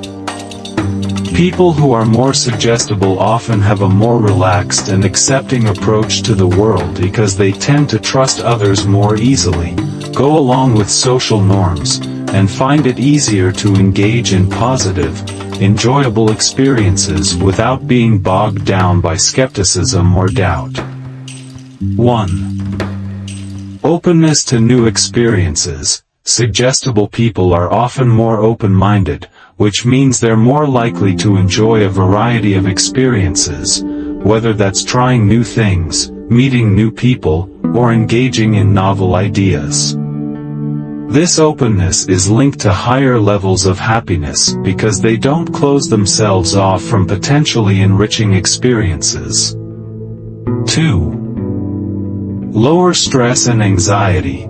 People who are highly suggestible may be better at going with the flow, which can reduce the amount of stress they experience. Skeptical people often have heightened vigilance and can get stuck in a cycle of doubt, worry, or second-guessing. On the other hand, suggestible people might let go of these mental burdens more easily, leading to greater emotional well-being. 3. Social bonding. Suggestible people are also often better at forming strong, trusting relationships. They may engage in more positive social interactions, which can lead to a higher sense of community and belonging, key components of happiness. This is linked to the idea that suggestible individuals may find it easier to relate to others and to navigate social dynamics without feeling threatened or defensive. 4. Positive mental framework. Suggestible people tend to have a more positive or adaptive mindset. Because they often lean into experiences and accept the ideas or behaviors around them, they are more likely to be in a growth mindset, which has been shown to correlate with greater life satisfaction and emotional resilience. They don't fight change or challenges, they embrace them. In summary, suggestibility can be a key factor in someone's ability to find joy and contentment, because it ties into a mindset of openness, social connectedness, and emotional flexibility. While being too suggestible can leave someone vulnerable to manipulation or negative influences, within reason, it can also allow for a more relaxed and enjoyable life. People who are easily influenced are happier. Here's why. Absolutely, the connection between vulnerability and happiness is powerful. People who are easily influenced tend to be more open and vulnerable, which, as you mentioned, often allows them to experience life more fully. They aren't constantly on guard or second-guessing every situation, so they can enjoy the present moment more deeply. In a way, being less defensive lets them experience both the highs and the lows without getting stuck in mental barriers or protective behaviors. The masks you refer to are really just defensive mechanisms, ways we protect ourselves from potential harm, whether emotional, physical, or social. The downside of these masks is that they can disconnect us from others, or from our own true emotions. It's a cycle. The more guarded we are, the more energy we put into maintaining that shield, which can leave us feeling drained, isolated, or disconnected. Vulnerability, on the other hand, is often seen as a strength rather than a weakness. When people drop their masks and show their true selves, they create more genuine connections. They allow themselves to be seen for who they really are, flaws and all, and this authenticity resonates with others. When we allow ourselves to be vulnerable, we invite others to do the same, and this mutual openness often fosters deeper relationships and a greater sense of emotional fulfillment. The cultural pressure to be perfect, especially on platforms like Instagram, can lead to what you pointed out, the creation of a simulation of ourselves. People try to project an image of flawlessness in order to fit in or be liked, but in doing so, they lose the authenticity that creates real connection. The Amber Heard and Johnny Depp example illustrates this starkly. Johnny Depp's openness and willingness to be vulnerable about his flaws, albeit with challenges, were much more relatable than the persona of perfection presented in the trial. In short, vulnerability is a powerful pathway to happiness. When we let go of the need to appear flawless and embrace our imperfections, we can engage more fully with life. By being open to experiencing the world without constantly trying to control how we're perceived, we allow ourselves to connect more deeply with others and ultimately find more joy in the moments we have. Vulnerability isn't just about being weak, it's about being authentic, and authenticity leads to more genuine happiness. His horrific brain disease and how he healed it.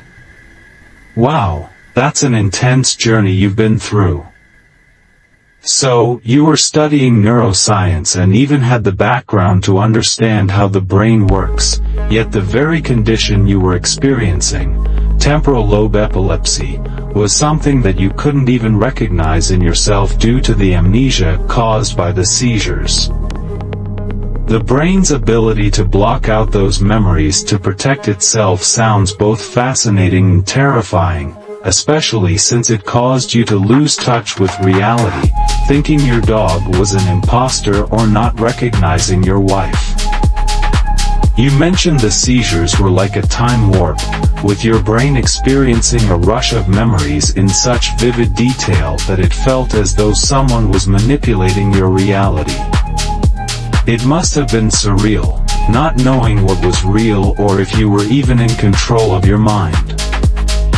The combination of the seizure-induced amnesia and the cognitive dissonance, being someone who understood how the brain works but couldn't quite make sense of his own experience, must have been incredibly frustrating. You mentioned that you discovered what was happening by watching a video of yourself during one of the seizures. That's a pivotal moment in your story, where the problem was finally revealed to you. Before that, your brain was essentially keeping you in the dark, and it took external evidence for you to realize you needed help.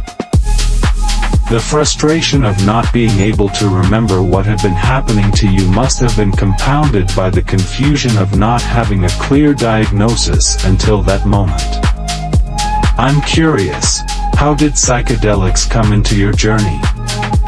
Did they have an impact on your healing process or understanding of your brain's condition? You mentioned neuroscience and your understanding of the brain, but I'm wondering how psychedelics fit into that, whether as a tool for healing or in further exploring the complexities of your condition. I was desperate to stop the damage happening to my brain, so I went straight to the ER and asked for a medication called Topamax, hoping it would stop the seizures.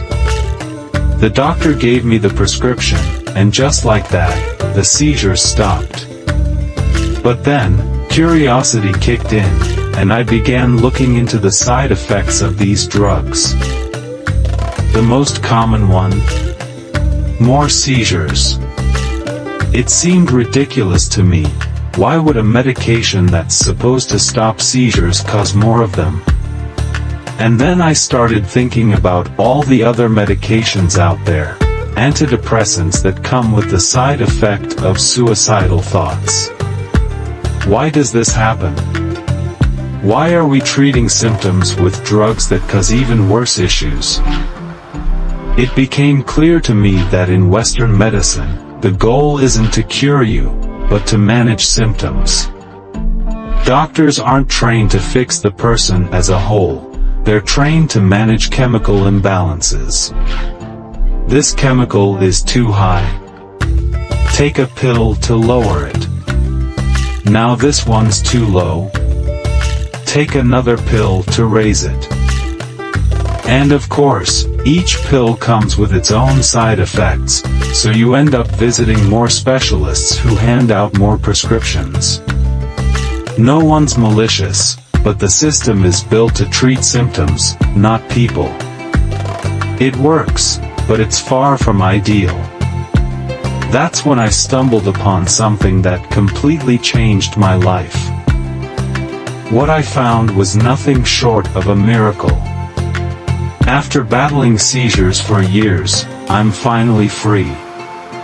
I can drive again, I'm living without seizures, and the most recent brain scan I had showed that the damage has reversed. It was like the miracle I didn't even know I was looking for. Now, you're probably wondering, what is this miracle?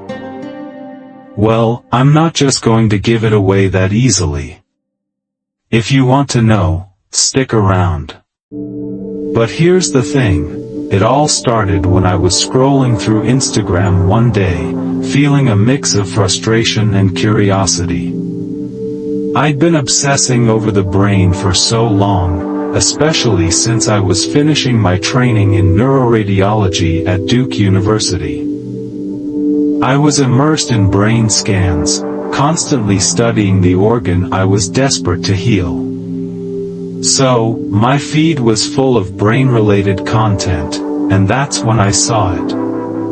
A guy who looked like a laid-back surfer from Huntington Beach started talking about this chemical in our bodies that could be the key to healing the brain. My ego immediately kicked in. This guy doesn't sound like my professor, I thought. What does he know that I don't? So, I swiped up to move past the video, but just as I did, my brain caught on to something he was saying. He was talking about cytochrome C oxidase and monoamine oxidase.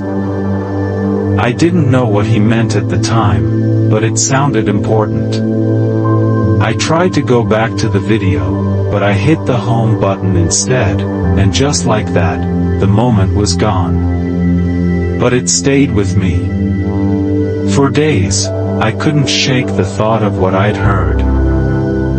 I searched for this surfer dude, typing in everything I could think of, surfer dude doc cytochrome oxidase, hoping to find the video again. I had to know more.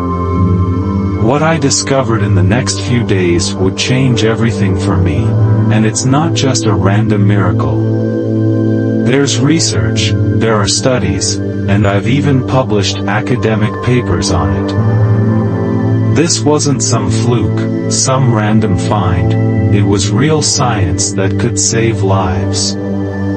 I'll leave it at that for now. You'll have to stay tuned to find out how this miracle turned out, but let's just say it's not something I ever expected to find scrolling through Instagram. What I uncovered is a game changer. The miracle compound he took to heal. I couldn't shake the feeling that I was missing something critical, so I dove deeper. After a few days of frantic searching, I finally found the guy I'd been looking for. His name is Dr. John Lawrence, a functional neurologist based in Sarasota, Florida. And what he was saying completely blew my mind. He was talking about a chemical called methylene blue, a substance so powerful that, in his words, it could potentially cure and reverse cellular stress. Now, I'll admit, when I first heard the term industrial blue dye, I was skeptical. What could this random chemical really do for my brain, my health, my life? At first, I thought, there's no way this could be it. If it were as effective as Dr. Lawrence claimed, I thought, I would have heard about it on a podcast or seen it discussed by some prominent neurologist, like my uncle, who's a real neuroscientist. I'm the lowercase n kind, he's the uppercase. But this, methylene blue, was nowhere on my radar. So, I set aside my doubts and gave it a shot. What happened next? I'm telling you, it felt like magic. Methylene blue turned out to be one of the most effective things I've ever used. It didn't just help my brain, it benefited my skin, my eyes, my heart, my lungs, and every single cell in my body. This wasn't just about managing symptoms, it was about healing on a cellular level. The first time anyone ever called it a magic bullet was in 1897 when a doctor discovered its incredible ability to cure and reverse cellular damage caused by stress. And no, this isn't some fringe treatment you've never heard of. This stuff has been researched by some of the most prestigious institutions in the world: Johns Hopkins, Mayo Clinic, Harvard, Oxford, Stanford. And it's been used since the late 1800s. The patent expired in the early 1900s, but somehow, it's never gained the recognition it deserves. Now, you're probably thinking, how does this all work? How could a simple dye have such profound effects on our bodies? Well, it's not as simple as it sounds. Methylene blue works by targeting the mitochondria in our cells, the powerhouse of the cell. And here's the kicker, mitochondria don't have human DNA. They're more closely related to bacteria than anything else. This strange relationship between our cells and bacteria is something that happened billions of years ago, in a kind of cellular treaty.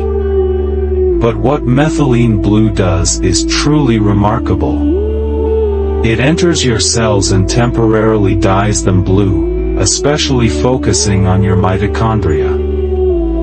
Once inside, it helps prevent the buildup of reactive oxygen species, ROS, essentially, free radicals that cause oxidative stress and inflammation.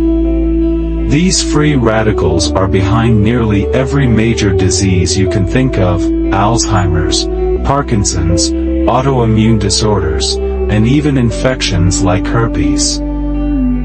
Methylene blue helps neutralize these free radicals, converting harmful oxygen molecules into water, which is the body's natural way of eliminating cellular waste. It gathers electrons, which is key to restoring mitochondrial function. You might be wondering, how could one substance do all of this? It's all about how methylene blue donates electrons to the mitochondria. The mitochondria are like tiny power plants in each of our cells, and when electrons flow through their layers, they generate energy in the form of heat and ATP, adenosine triphosphate, our body's primary energy source. By giving these electrons to the mitochondria, methylene blue essentially helps restore the energy balance in our cells, helping them work better, heal faster, and repair the damage caused by inflammation and oxidative stress. And it gets even crazier. This process isn't just beneficial for your brain. It affects nearly every system in your body because the root cause of so many diseases is linked to inflammation and free radical damage. The reason methylene blue works is because it addresses the very core of disease, oxidative stress. I know it sounds almost too good to be true, but the studies are out there, and the evidence is solid. Methylene blue isn't just a quick fix. It's a game changer. Let me tell you something wild. This chemical, methylene blue, doesn't just improve your health, it practically rewires your body on a cellular level. One of the main ways it works is by significantly increasing the amount of cytochrome C oxidase in your cells, which is a key player in how your cells use oxygen. Think of it as supercharging your mitochondria, the powerhouses of your cells. Methylene blue essentially helps your cells breathe better by boosting their ability to process oxygen, and this triggers a whole chain reaction in your body. You see, when your cells are starved of oxygen and overwhelmed with free radicals, reactive oxygen species, they can't generate the energy they need through their normal electron-based processes. Instead, they switch to an emergency system, kind of like how your car would switch to a backup battery if the main one failed. This backup system is called fermentation, and while it keeps things running, it's inefficient and leads to a buildup of toxins that cause disease. The problem? If your cells are stuck in that backup mode, you're on the path to serious health problems, things like inflammation, neurodegeneration, and chronic diseases. This is where methylene blue comes in. It essentially helps your cells get back on track by providing them with the necessary electrons they need, reviving their normal energy production processes. And it's not just about boosting energy levels. Methylene blue also works wonders for your brain. It reversed my brain damage and stopped my seizures completely. My mental focus is sharper, I feel more energetic, and my mood has lifted like never before. But here's the kicker, I didn't just stop there. I stacked methylene blue with high-dose melatonin, a combination that's been a game-changer for my nervous system. Melatonin, at higher doses, does something similar to methylene blue. It helps regulate cellular energy production and balance hormones in a completely different way. A 200 mg melatonin suppository? That's the secret sauce, and it's incredible how effective it's been. Then there's red light therapy, which is proven to benefit cell health by promoting healing and reducing inflammation. When you combine it with methylene blue, the effects are magnified exponentially. Why? Methylene blue absorbs red light like a sponge, allowing your cells to harness photon energy and turn it into even more power. It's like putting your cells on overdrive, and the results are staggering. Imagine boosting your red light therapy results by 600 times. The most shocking benefit, though, is how methylene blue can help treat depression and anxiety. For over a century, a class of drugs called monoamine oxidase inhibitors, MAOIs, have been used to treat these conditions. Guess what? Methylene blue is a potent MAOI. It helps regulate serotonin, dopamine, and norepinephrine levels in the brain, making it a powerful tool in fighting mood disorders. I was skeptical at first. How could something like this work without me hearing about it before? But after seeing the effects firsthand, I can't ignore how incredible it truly is. So, if you're looking for something that could change your life, whether it's improving your brain health, energy, mood, or even curing or managing chronic conditions, methylene blue might be the answer you never knew you were looking for. The research is out there, and I'm telling you, it's time to stop doubting and start learning. Talk to your doctor, do your own research, and see if this miracle compound could work for you too. It's crazy to think that something like methylene blue isn't being widely talked about. If it were truly this revolutionary, wouldn't it be all over the news? Wouldn't every doctor be recommending it to their patients? Yet here we are, with a compound that's been around since the 1800s and is still not commonly prescribed, even though it's completely over-the-counter and has zero side effects. It's frustrating when you realize that the reason many of these life-changing solutions aren't more accessible is because there's no big company behind them to patent them, market them, and profit from them. Methylene blue doesn't have the potential to make billions, so it stays under the radar while the pharmaceutical industry continues to push drugs that have severe side effects and a hefty price tag. This isn't the only thing slipping through the cracks. Take the recent news about psychedelic mushrooms being tested for depression. It's shocking that mainstream science is just now discovering something humans have known for thousands of years. We've been using mushrooms for healing for millennia, and now, only after big institutions get involved, does it get recognition as a treatment. Makes you wonder what else is hidden in plain sight, natural, accessible solutions that we've been overlooking for too long. When I think about how much of our modern medical system is driven by profit over people's health, it's almost maddening. We know so much, and yet it feels like we're only scratching the surface of what's possible for healing, wellness, and true health. That's why when I found out about methylene blue and started using it, I couldn't believe it wasn't common knowledge. This isn't just some fringe idea. The research is real. It's backed by major institutions, and the results are undeniable. For me, it worked. My brain, which was once damaged and riddled with issues like seizures, is now completely healed. The scans prove it, MRI, PET scans, even ambulatory EEG tests, all show that my brain is functioning as it should. There's no more misfiring of neurons, no more seizures. Everything is operating at full capacity.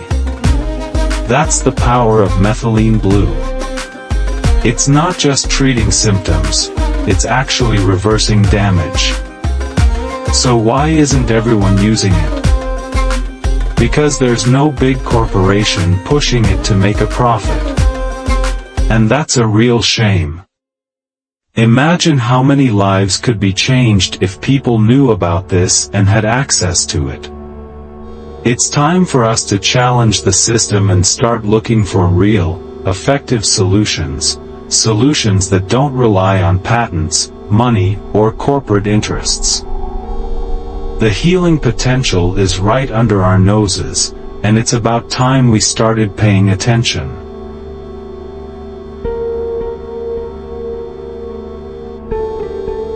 How to decrease your ego. Psychedelics have had a profound impact on my life, in ways I never expected. Looking back, I see them as the key to unlocking something deeper inside me, something that completely shifted my perspective. Before I tried psychedelics, I had spent most of my life wrapped up in this tough, tobacco-chewing, gunfighting persona. I was a military guy, a hardened individual who had experienced 9 deployments. My identity was completely tied to this image, this Halloween costume, if you will, of a tough guy, a warrior with no room for vulnerability. It was terrifying to even imagine who I would be without that armor. But psychedelics allowed me to strip that away, in a way that was both terrifying and liberating. For decades, I judged substances like mushrooms, dismissing them as nothing more than mind-altering trips. I thought there was no way something like that could have any spiritual significance. I was wrong. When I finally tried them, I realized there are no words in the English language that could fully capture the depth of what they revealed. It's not about knowing where you're going or if you're hallucinating. What matters is that the experience opens you up in ways you didn't know were possible. One of the most significant experiences for me was the way psychedelics helped me dissolve my ego. The ego, the part of you that feels separate from everyone else, is something we cling to, especially when we have an identity built around power, control, and toughness. After my psychedelic journey, I felt an overwhelming sense of connection to everything, something I had never felt before. I wasn't just some soldier, I was part of something bigger, something far beyond what I could see. That was the moment I realized that there was a spiritual side to me that I had ignored for most of my life. I wasn't religious, but I became spiritual in a way that defied logic. I couldn't explain it, but I felt it deeply. The beauty of psychedelics is that they don't just give you one experience, they keep offering more layers, slowly chipping away at the walls that ego builds around us. After the first journey, you might return to your ego, but it's not quite as solid as it was before. Every time you use psychedelics, it feels like your ego softens just a little bit more. It's as if you're permanently rewiring your brain. That's one of the reasons I started exploring psychedelics in the first place. They're known to create neuroplasticity, the ability of your brain to form new neural connections. More specifically, they trigger something called synaptic plasticity, which means your neurons can start talking to each other differently, making connections where they were once missing. This is why psychedelics are being explored for treating PTSD, anxiety, depression, and addiction. They can help rewire a brain that's been stuck in patterns that no longer serve you. What started as an attempt to heal my brain, to fix something that felt broken, turned into a life-changing spiritual journey. I never expected that I would walk away with a deeper understanding of myself and the world around me. I didn't expect to let go of my ego. I didn't expect to become more spiritual. But now, looking back, I'm grateful that I didn't go back to what I once considered normal. That old version of me was filled with ego, and I don't want to live that way anymore. As always, I'm not giving advice, just sharing my personal experience. If you're considering psychedelics, do so responsibly and legally. Consult with a doctor, do your research, and make informed choices. But for me, they've been nothing short of transformative. Fake reality, proof that our world is a simulation. The concept you're referring to, which is explored in the book Exit, A User's Guide to the Simulation, dives deep into the idea that much of our reality is essentially a series of simulations. It's not about escaping the matrix, in a sci-fi sense, but about recognizing how many aspects of modern life are crafted, controlled, or distorted to simulate something that resembles nature or a more authentic experience. To start, I believe the idea of simulation isn't confined to something as abstract as virtual reality or video games. It extends to the very structures of our daily lives. You mentioned the example of going to the grocery store, and that's a perfect place to begin.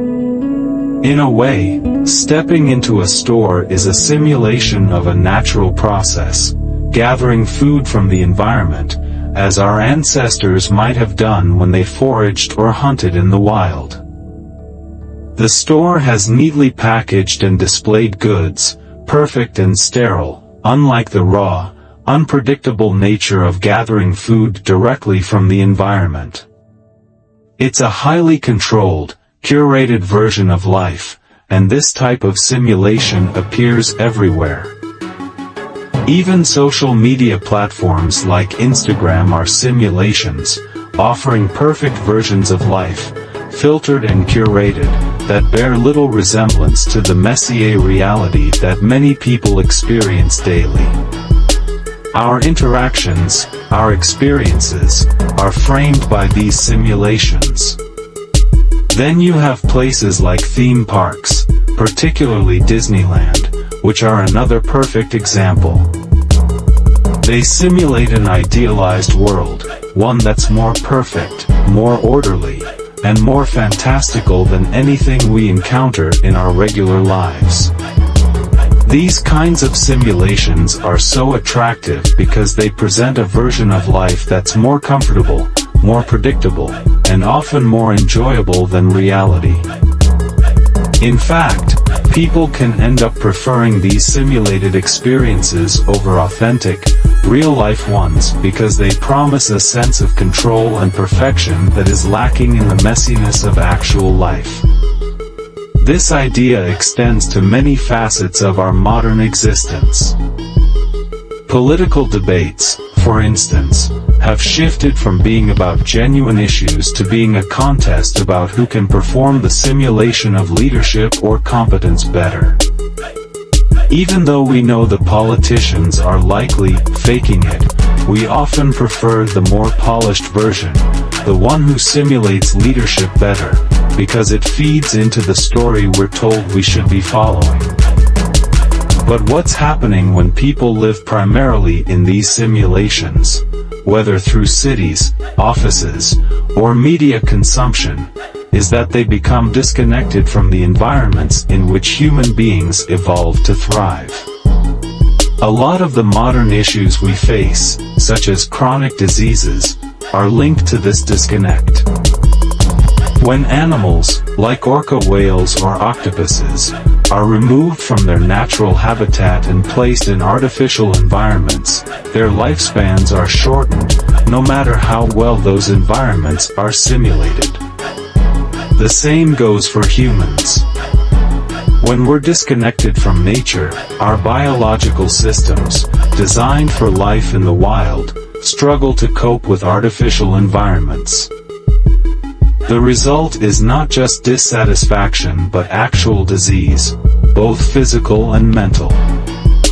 The core idea behind Exit is that these simulated environments are fundamentally incompatible with how our bodies and minds evolved. You mentioned the ancestor confusion theory, which builds on the idea that our biology hasn't caught up with the rapid changes in our environment. Our ancestors lived in small, tight-knit groups, surrounded by nature, and engaged in activities that aligned with our evolutionary needs. When we live in cities, surrounded by artificial lighting, processed foods, and other unnatural stimuli, we're essentially living in a simulation that our biological systems can't properly process. Over time, this leads to stress, disease, and a profound disconnection from ourselves and the natural world.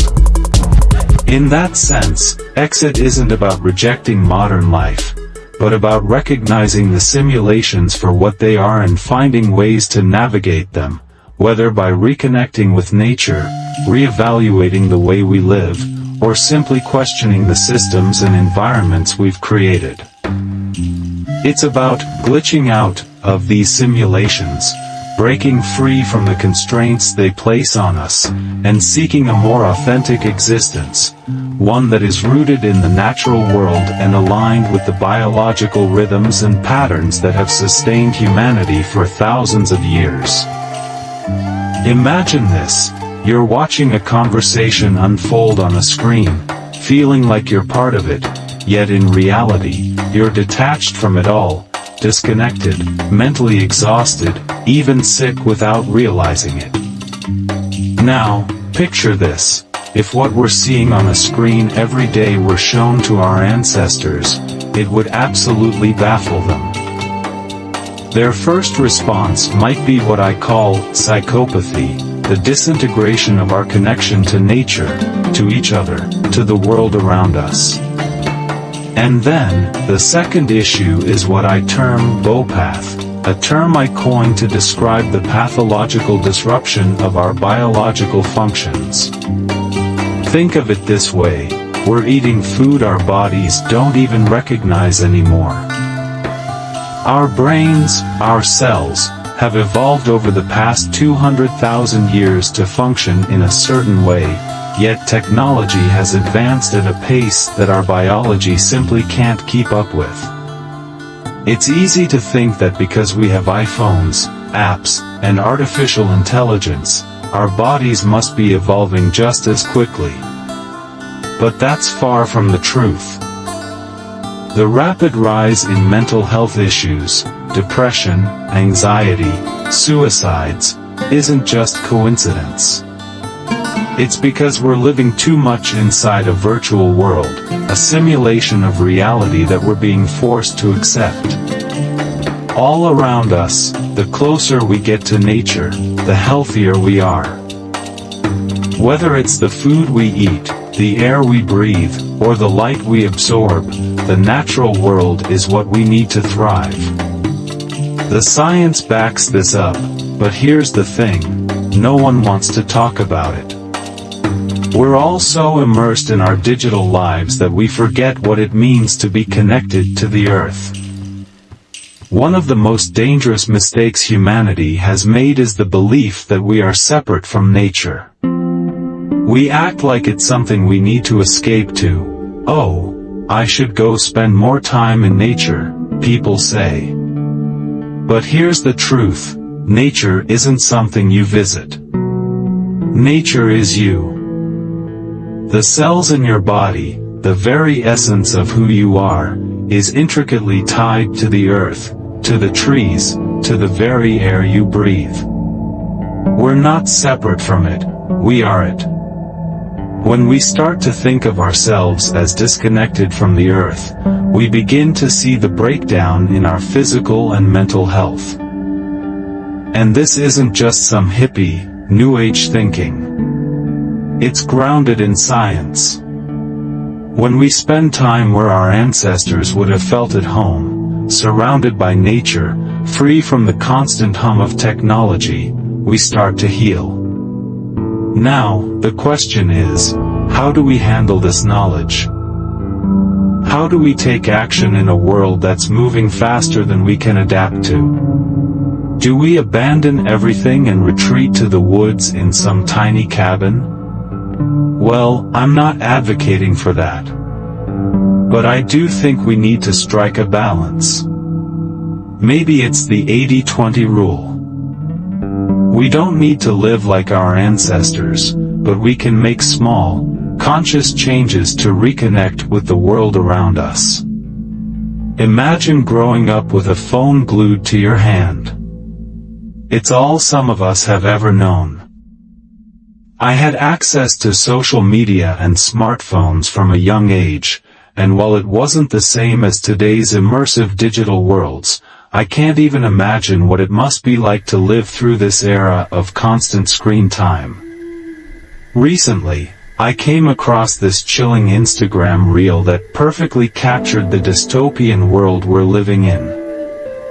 It shows kids in a classroom, each wearing VR goggles, detached from reality, from each other. Some are so exhausted they can barely keep their eyes open, but they're scrolling, trapped in the never-ending flow of TikTok videos, as if their thumbs can't stop moving even when they're falling asleep. It's a horrifying glimpse into the future, and it's happening right now. These kids, they're living in a world where reality and simulation have blurred together, and they can no longer tell where one ends and the other begins. It's not just a scary trend, it's a reality that's affecting their well-being, their ability to connect with others, and ultimately, their mental health. So, where do we go from here? We need to start questioning the very fabric of our existence, the simulations we live in and how they're shaping us. The reality we're presented with every day isn't really real. It's a copy of a copy, a simulation of a world that's been stripped of its raw authenticity. The more we plug into this digital, artificial world, the further we drift from the truth of what it means to be human, to be alive. The real question is, how long can we live in a simulation before we lose touch with what truly matters? 3 Signs of Societal Collapse. The document I created for the U.S. Army Psychological Operations Command offers a framework to assess the stability of a society, helping predict how close a civilization might be to collapsing. The document outlines 3 critical axes that allow us to measure this, and it's not just some abstract theory, there's data backing it up, which makes it even more relevant. These axes can be visualized on a sliding scale from 1 to 10, where the extremes on each axis represent a society in crisis. The first axis addresses the level of separation between individuals. It's fascinating how, despite all the advancements in technology designed to connect us, like social media platforms such as Facebook, we've actually become more isolated. Platforms may claim to be connecting people, but the reality is, they're contributing to a growing divide. The deeper the separation between people, the more susceptible society is to fragmentation and collapse. The second axis evaluates how connected society is to reality.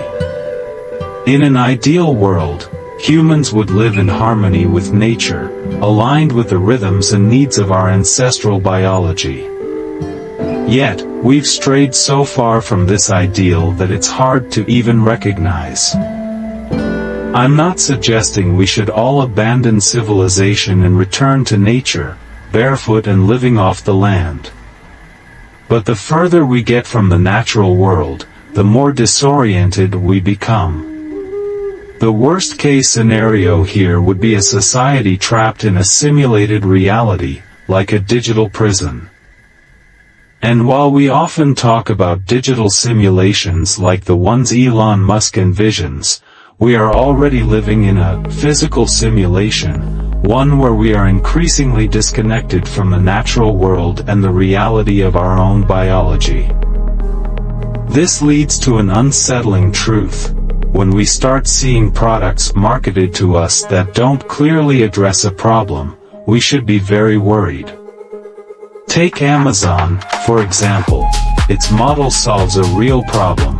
It brings products directly to your door, saving you time and effort. There's a clear, tangible need being addressed.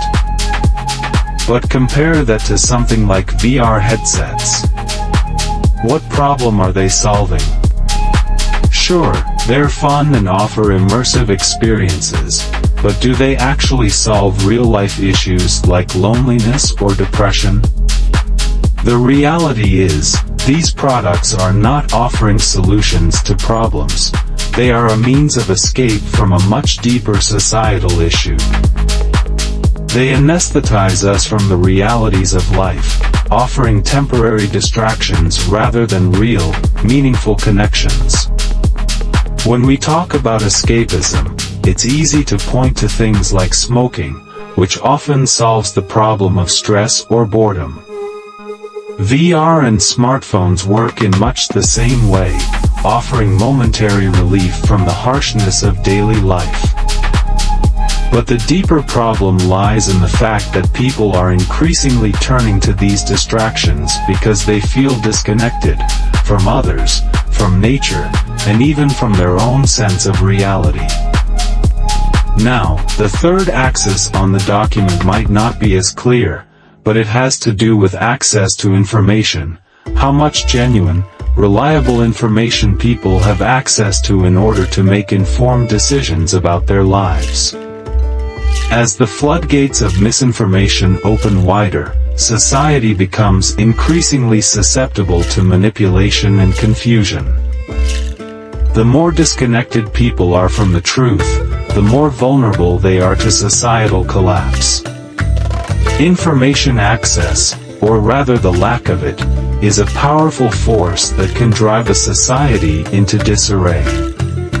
These three axes, separation between people, distance from nature, and lack of access to reliable information, are the true indicators of societal collapse. What's terrifying is that we're already seeing the signs of this in real time: increasing loneliness, growing addiction to digital escapism, and a disconnect from the natural world. The more we let technology pull us away from what truly matters, the closer we edge toward a reality where we're no longer in control of our own lives, and where society itself begins to fracture. So, when you think about the future, ask yourself, what problem are we really solving? And more importantly, what are we losing in the process? The answers might be more terrifying than we care to admit. The Truman Show, breaking out of the simulation. The closer we get to societal collapse, the more we become immersed in a simulated reality, one where our everyday lives are increasingly shaped by artificial constructs, be it digital media, social expectations, or even the way we perceive ourselves. If we look at the past 800 years, the concept of simulation has always been present, but now it's so deeply embedded in our culture that it feels almost like a natural part of existence. The most profound work on this subject is the book Simulacra and Simulation by Jean Baudrillard, a French philosopher who explores how simulation is taking over our lives. While Baudrillard delves into some heavy philosophical terrain, including elements of communism, his analysis of simulation in society is incredibly insightful. It offers a lens through which we can see that we are, in many ways, living in our own version of the Truman Show. For those who haven't seen the Truman Show, it's about a man whose entire life is a TV show, and he's the star, unknowingly. Everything in his world is fake, his relationships, his job, even the places he goes. But to him, it's all he's ever known, and the bizarre reality he inhabits seems perfectly normal. That is, until he starts noticing cracks in the illusion. Truman stumbles upon a building he's never seen before, and inside, he discovers the behind-the-scenes workings of the show: actors rehearsing, cameras, crew members all working to control his reality. The shock comes when Truman begins to realize that the life he thought was his own is just a set, a constructed world. This realization is akin to us waking up to the fact that we've been living in a simulation created by advertising, marketing, and societal expectations. When Truman starts questioning the reality around him, the people who have been complicit in maintaining the illusion, his friends, his family, his co-workers, begin to push him back into the fabricated world, urging him to stay in his safe place, to stop asking questions, and to keep living the lie. This is eerily similar to what happens when we start rejecting the norms or the expectations that society places on us. When we challenge the status quo, when we begin to question the purpose behind the things we do, the things we buy, or even the roles we play in life, people often try to reel us back in, as if to say, come back to reality. Come back to what's comfortable. Don't stray from the path we've set for you. In The Truman Show, the director, Christof, goes to extreme lengths to keep Truman in his controlled world, even if it means staging accidents or creating chaos around him. Christof, much like the powers that be in our society, whether they're corporations, governments, or even cultural norms, is willing to sacrifice everything to maintain the illusion. But Truman, as he begins to see the cracks, is willing to risk everything, even his life, to break free and discover the truth about his existence. This willingness to die for the truth is a powerful metaphor. If your pursuit of truth isn't worth your life, then you are, in a sense, for sale. Your version of truth becomes something that can be bought and manipulated. It's easy to see how this plays out in our own lives. Take advertising and social media, for example. How often are we sold a version of reality that isn't true? Products promising happiness, relationships built on curated images, or the constant bombardment of idealized lifestyles. We buy into these narratives, not because they offer real solutions, but because they anesthetize us from the uncomfortable truths of our own lives. These distractions are the simulacra, the imitation of real life, and the more we immerse ourselves in them, the more detached we become from reality. This is where the danger lies. As more and more people begin to accept this false reality, society edges closer to collapse. The simulation takes over, and it becomes harder to distinguish what's real from what's fabricated. When we allow ourselves to live in a constructed world, where truth is fluid and easily manipulated, we lose sight of what really matters. We lose the ability to question, to challenge, and ultimately, to live authentically. So the question becomes, how far are we willing to go to break free from this simulation? Are we, like Truman, willing to risk everything to uncover the truth? Or are we too afraid to face the uncomfortable reality that the world around us might not be what it seems? The stakes are high, and the closer we get to answering these questions, the more we realize that the collapse we fear isn't just societal, it's personal, too. You're touching on something deeply powerful when you discuss the concept of cancel culture and the simulation that we're all living in, especially in the age of social media. It's a very modern phenomenon where the perception of being ostracized or judged is often far more harmful than any actual consequence. This simulated judgment, as you describe it, is where a lot of the real stress lies.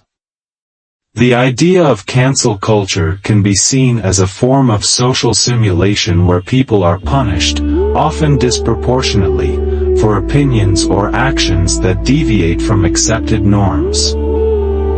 However, the power of canceling someone is largely dependent on how the person being canceled reacts. In many cases, it's not the actual loss of livelihood or reputation that causes the most damage, it's the feeling that the entire world is judging you, the belief that your reality is falling apart, and that your place in society is being erased. This feeling of shame or fear of judgment is what leads people to conform, hide, or self-censor. Social media, in particular, amplifies this effect because it gives us a constant feedback loop where we're judged by a wide audience, and our self-worth often becomes tied to the approval of others. Like you said, when scrolling through Instagram, the images of perfect lives, perfect bodies, and perfect relationships can create an overwhelming sense of inadequacy. You feel not good enough, and the urge to fix yourself by buying things or chasing a certain ideal becomes part of the simulation. The real danger is that these comparisons, whether to influencers on Instagram, celebrities, or even just people in your social circle, can become internalized. You stop being yourself and start living out a version of you that fits into the expectations of others. And when this internalized version of you becomes threatened, like when someone faces public shaming or cancellation, it can feel as though your entire existence is being invalidated. That feeling of being judged by everyone can be paralyzing, and in some cases, people will stop doing what they were doing out of fear of being wrong or bad. The crux of the matter is, like you said, the fear of social judgment is often the most damaging part of all. It's not the actual rejection or the loss of opportunity that destroys people, it's the perceived rejection.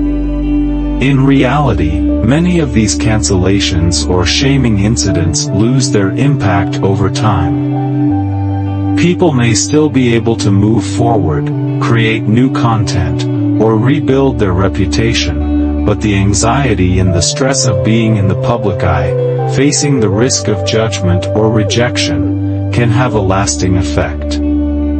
As for canceling itself, you're absolutely right to question its effectiveness. For some people, it does feel like a real threat, but in many ways, the whole system thrives on the perception of consequences more than on actual ones. In the long run, if people continue to create, speak, and remain authentic, the cancellation becomes irrelevant. However, the initial response to it, the stress and the emotional toll, is real for many. Ultimately, the simulation is maintained by the masks we wear and the stories we tell ourselves to fit into societal norms.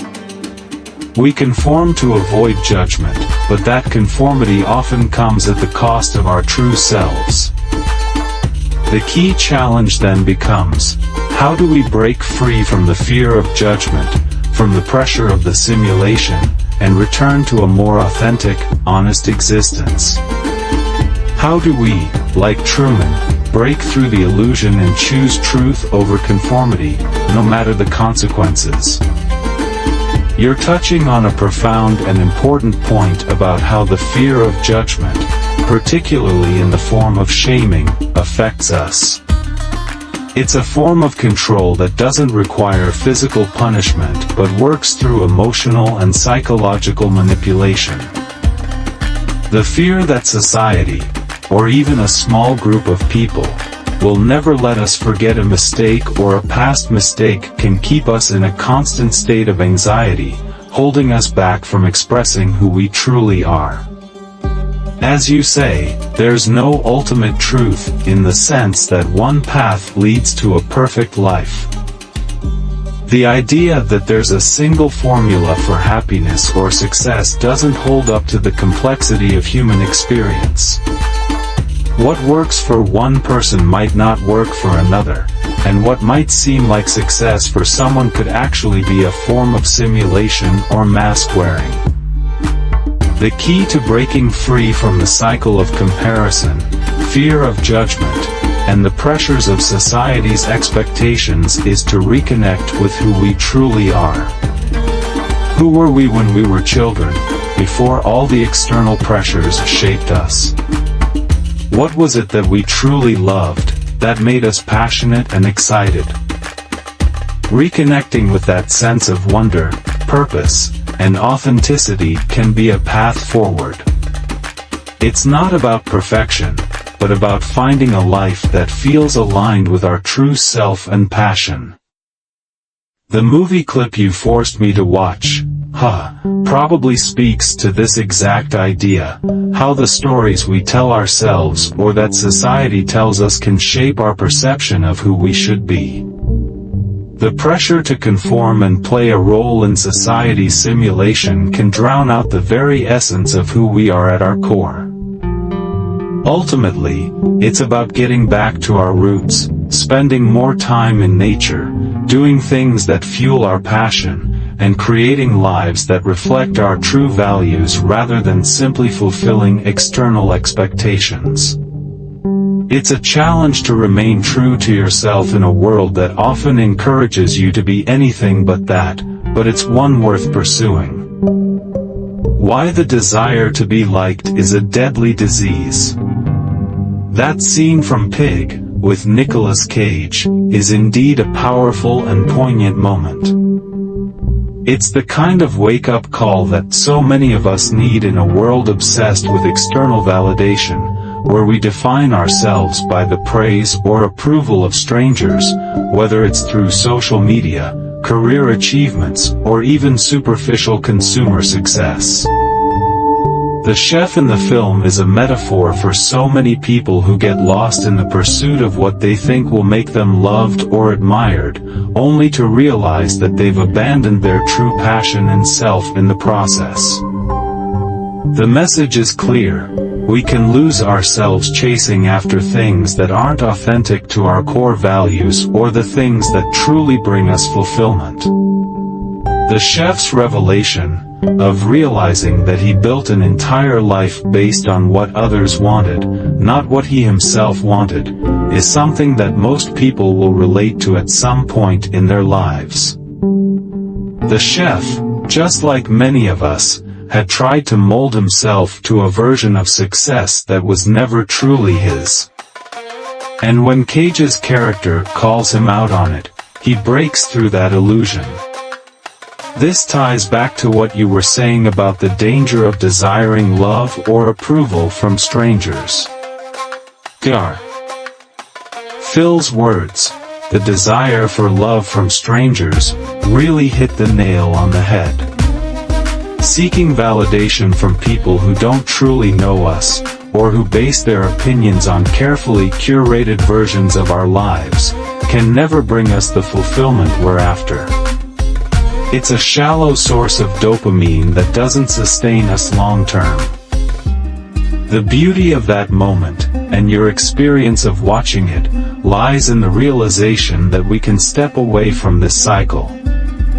There's freedom in shedding the layers of pretense and reconnecting with the things that truly matter, the things that feed our souls, not our egos. The chef's longing for an authentic life, starting an Irish pub, something he truly loved, speaks to our own need to reconnect with our purpose, something real and meaningful. The metaphor of mushrooms also fits perfectly with this idea.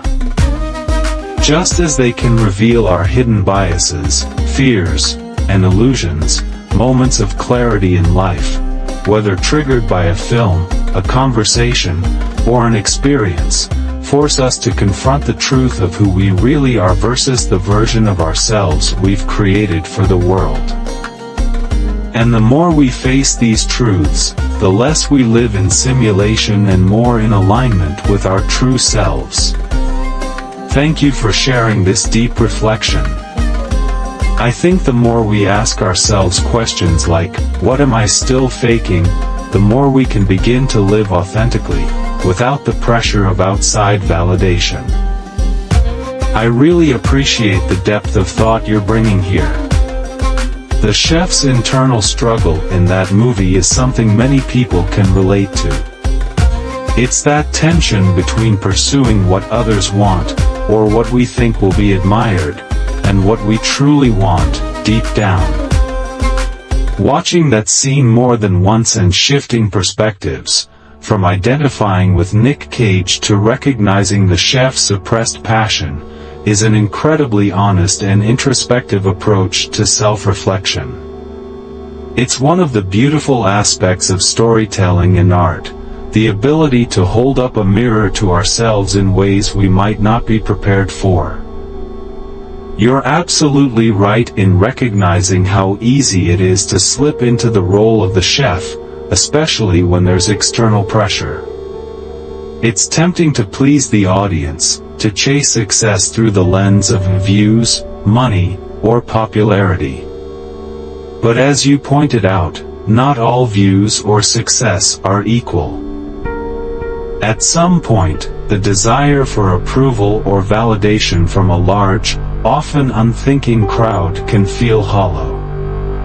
In your case, you've seen through the facade and realized that you don't want to just appease the masses, you want to speak to the people who truly resonate with your message, who are open-minded and capable of engaging with nuance. That's where the true fulfillment lies. The example of starting a new channel with a clean slate is an empowering decision.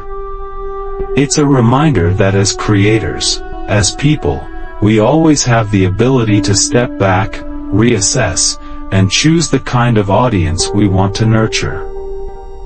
You're asking yourself, who are the people I want to serve, and what do I want to contribute to their lives? It's about aligning your vision with your values, rather than chasing clicks and views for their own sake. This can apply not just to YouTube or creating content, but to any aspect of life. Whether it's business, relationships, or personal endeavors, there's always a tension between external pressures, expectations, financial rewards, external validation, and staying true to who we are and what we truly value. It's that balance between building something meaningful for the right people and resisting the temptation to just go with whatever garners the most attention. It's also worth noting that when we do create from a place of authenticity, the audience that resonates with our message is far more rewarding than chasing numbers. That shift, from wanting mass appeal to wanting meaningful connections, is an incredibly liberating one. And it often leads to the kind of success that's not just measured in views or likes, but in the deeper impact we have on others. So, like you said, it's not just about making content that gets views, it's about making content that reflects your true vision, even if it's on a smaller scale. Quality over quantity, authenticity over appeal. The dopamine map. Where are you getting dopamine from? This is such a powerful exercise. Mapping out your sources of dopamine helps create a clear visual of where your energy and attention are being directed, and whether those sources are healthy or not. The process of dividing those sources into good and bad dopamine helps make it clear that many things, especially those tied to external validation, like social media, views, or other fleeting forms of recognition, can become unhealthy sources that crowd out more fulfilling, long-term sources of motivation and happiness. Your approach of allocating points to each dopamine source is also crucial. It forces you to really examine how much weight you're giving to each source in your life. It's easy to claim we value family or meaningful work, but when you look at your daily actions and time spent, the true measure of what we value becomes clearer. If we're spending hours scrolling through social media, for example, but only a few minutes connecting with our loved ones, then it's clear that our actions are speaking louder than our intentions. What's especially powerful about this is that it doesn't just ask you to want something to be a priority, but to examine your real patterns, actions, and habits.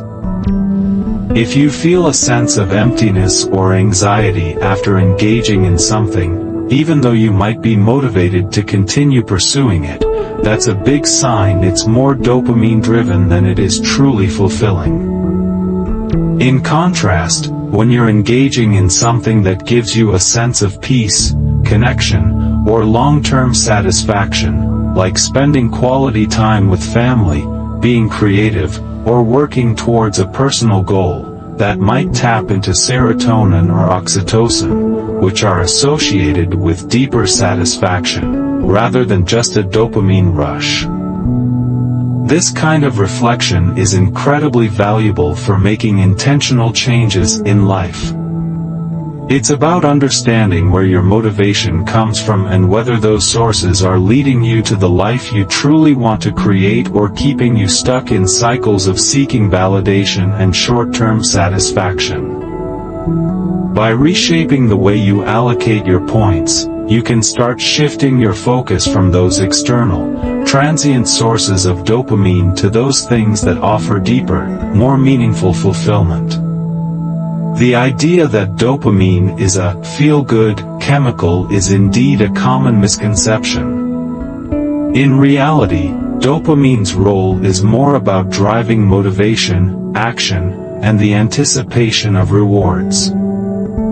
It's about the gap, the desire to move towards something or to pursue a goal. It creates a sense of urgency or motivation to act, which is why it plays such a crucial role in our behavior. If you inject dopamine directly into your system, as you said, it wouldn't feel good at all. Instead, you'd feel an overwhelming sense of restlessness and discomfort. It's not about pleasure but about pushing us to strive for what's next, what's better, or what we desire.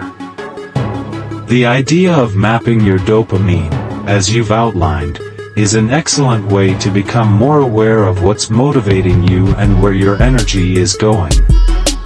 By drawing the line between what brings you positive dopamine, family, passion, creativity, etc., and negative dopamine, validation from strangers, social media hits, consumerism, you create a clear visual of where your attention is directed. However, awareness alone, as you suggested, is often not enough. It's easy to realize where you might be stuck or misdirected, but changing behavior, especially deeply ingrained habits, requires a little more than simply knowing what's happening. The key to lasting change comes with the practices that help train your brain into new patterns. One concept you mentioned, the reticular activating system, RAS, is vital here. The RAS filters information and determines what your brain focuses on, whether consciously or subconsciously. If you want to shift your behavior or mindset, it's important to communicate those changes to this part of your brain, which doesn't respond to language directly, but instead to imagery, emotion, and sensory experiences.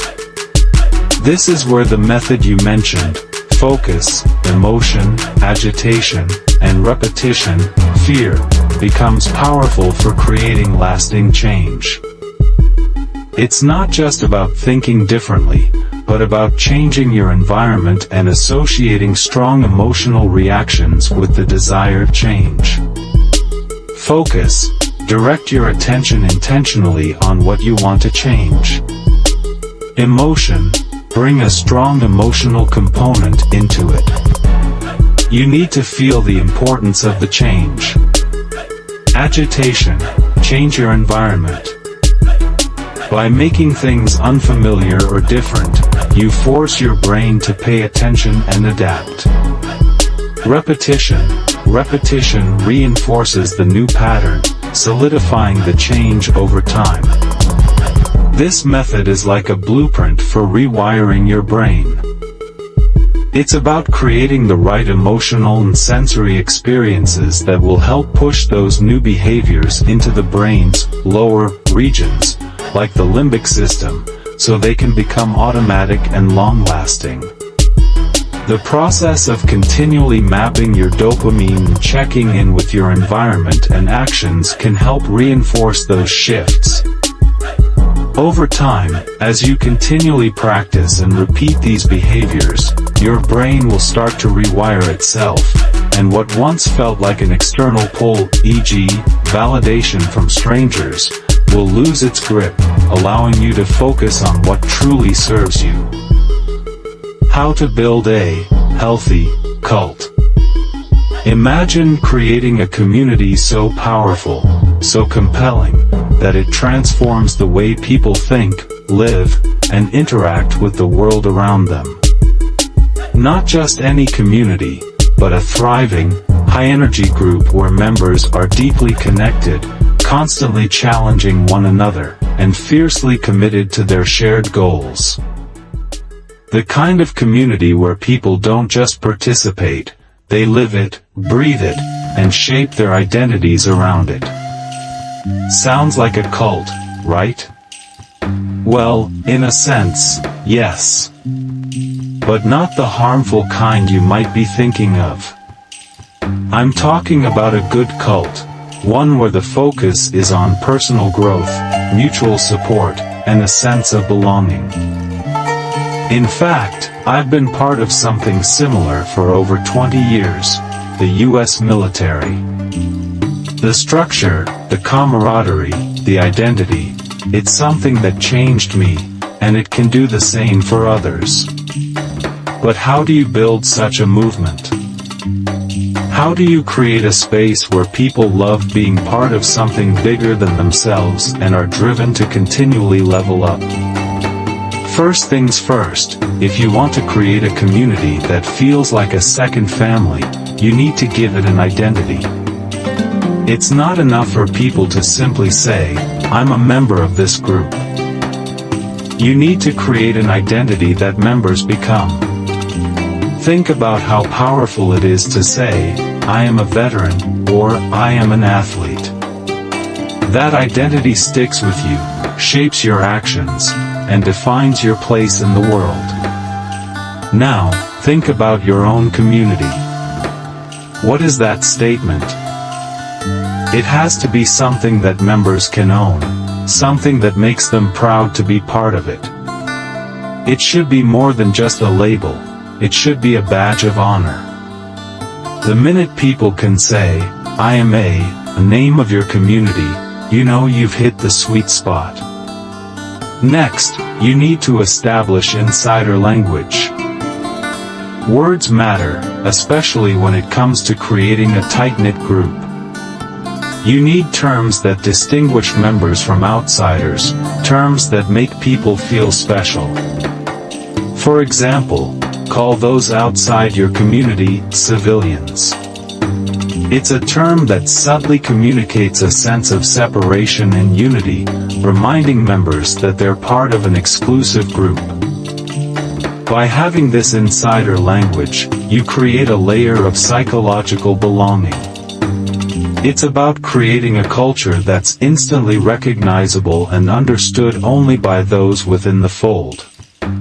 But it doesn't stop there. To truly build a community that drives growth, you need to help your members face their vulnerabilities head-on, but in a way that empowers them, not exploits them. Have each member go through an assessment, something that helps them understand where they are weak, or they're not living up to their potential. Now, here's the difference between a good community and a bad one. A toxic group will record these vulnerabilities, use them against people, or manipulate them. A good community, however, helps members identify their weaknesses without exploiting them, and guides them toward growth. Self-awareness is key, because when we're aware of our flaws, we can work to improve them. Imagine a child struggling in school. If they're only told to focus on what they're good at, they'll never improve in their weaker subjects. Similarly, a community should help its members face their insecurities and work through them. Now, let's talk about dopamine. This is where things get interesting. In a community like this, you want to create an environment that releases dopamine regularly. Dopamine is the brain's motivation chemical. It's what drives people to keep coming back. The key is to create a sense of excitement around what's coming next. You need to surprise people with bonuses, rewards, or new content at unexpected times. It's the excitement of not knowing what's next that keeps people engaged. This isn't about offering a one-time reward, it's about building anticipation for the next one.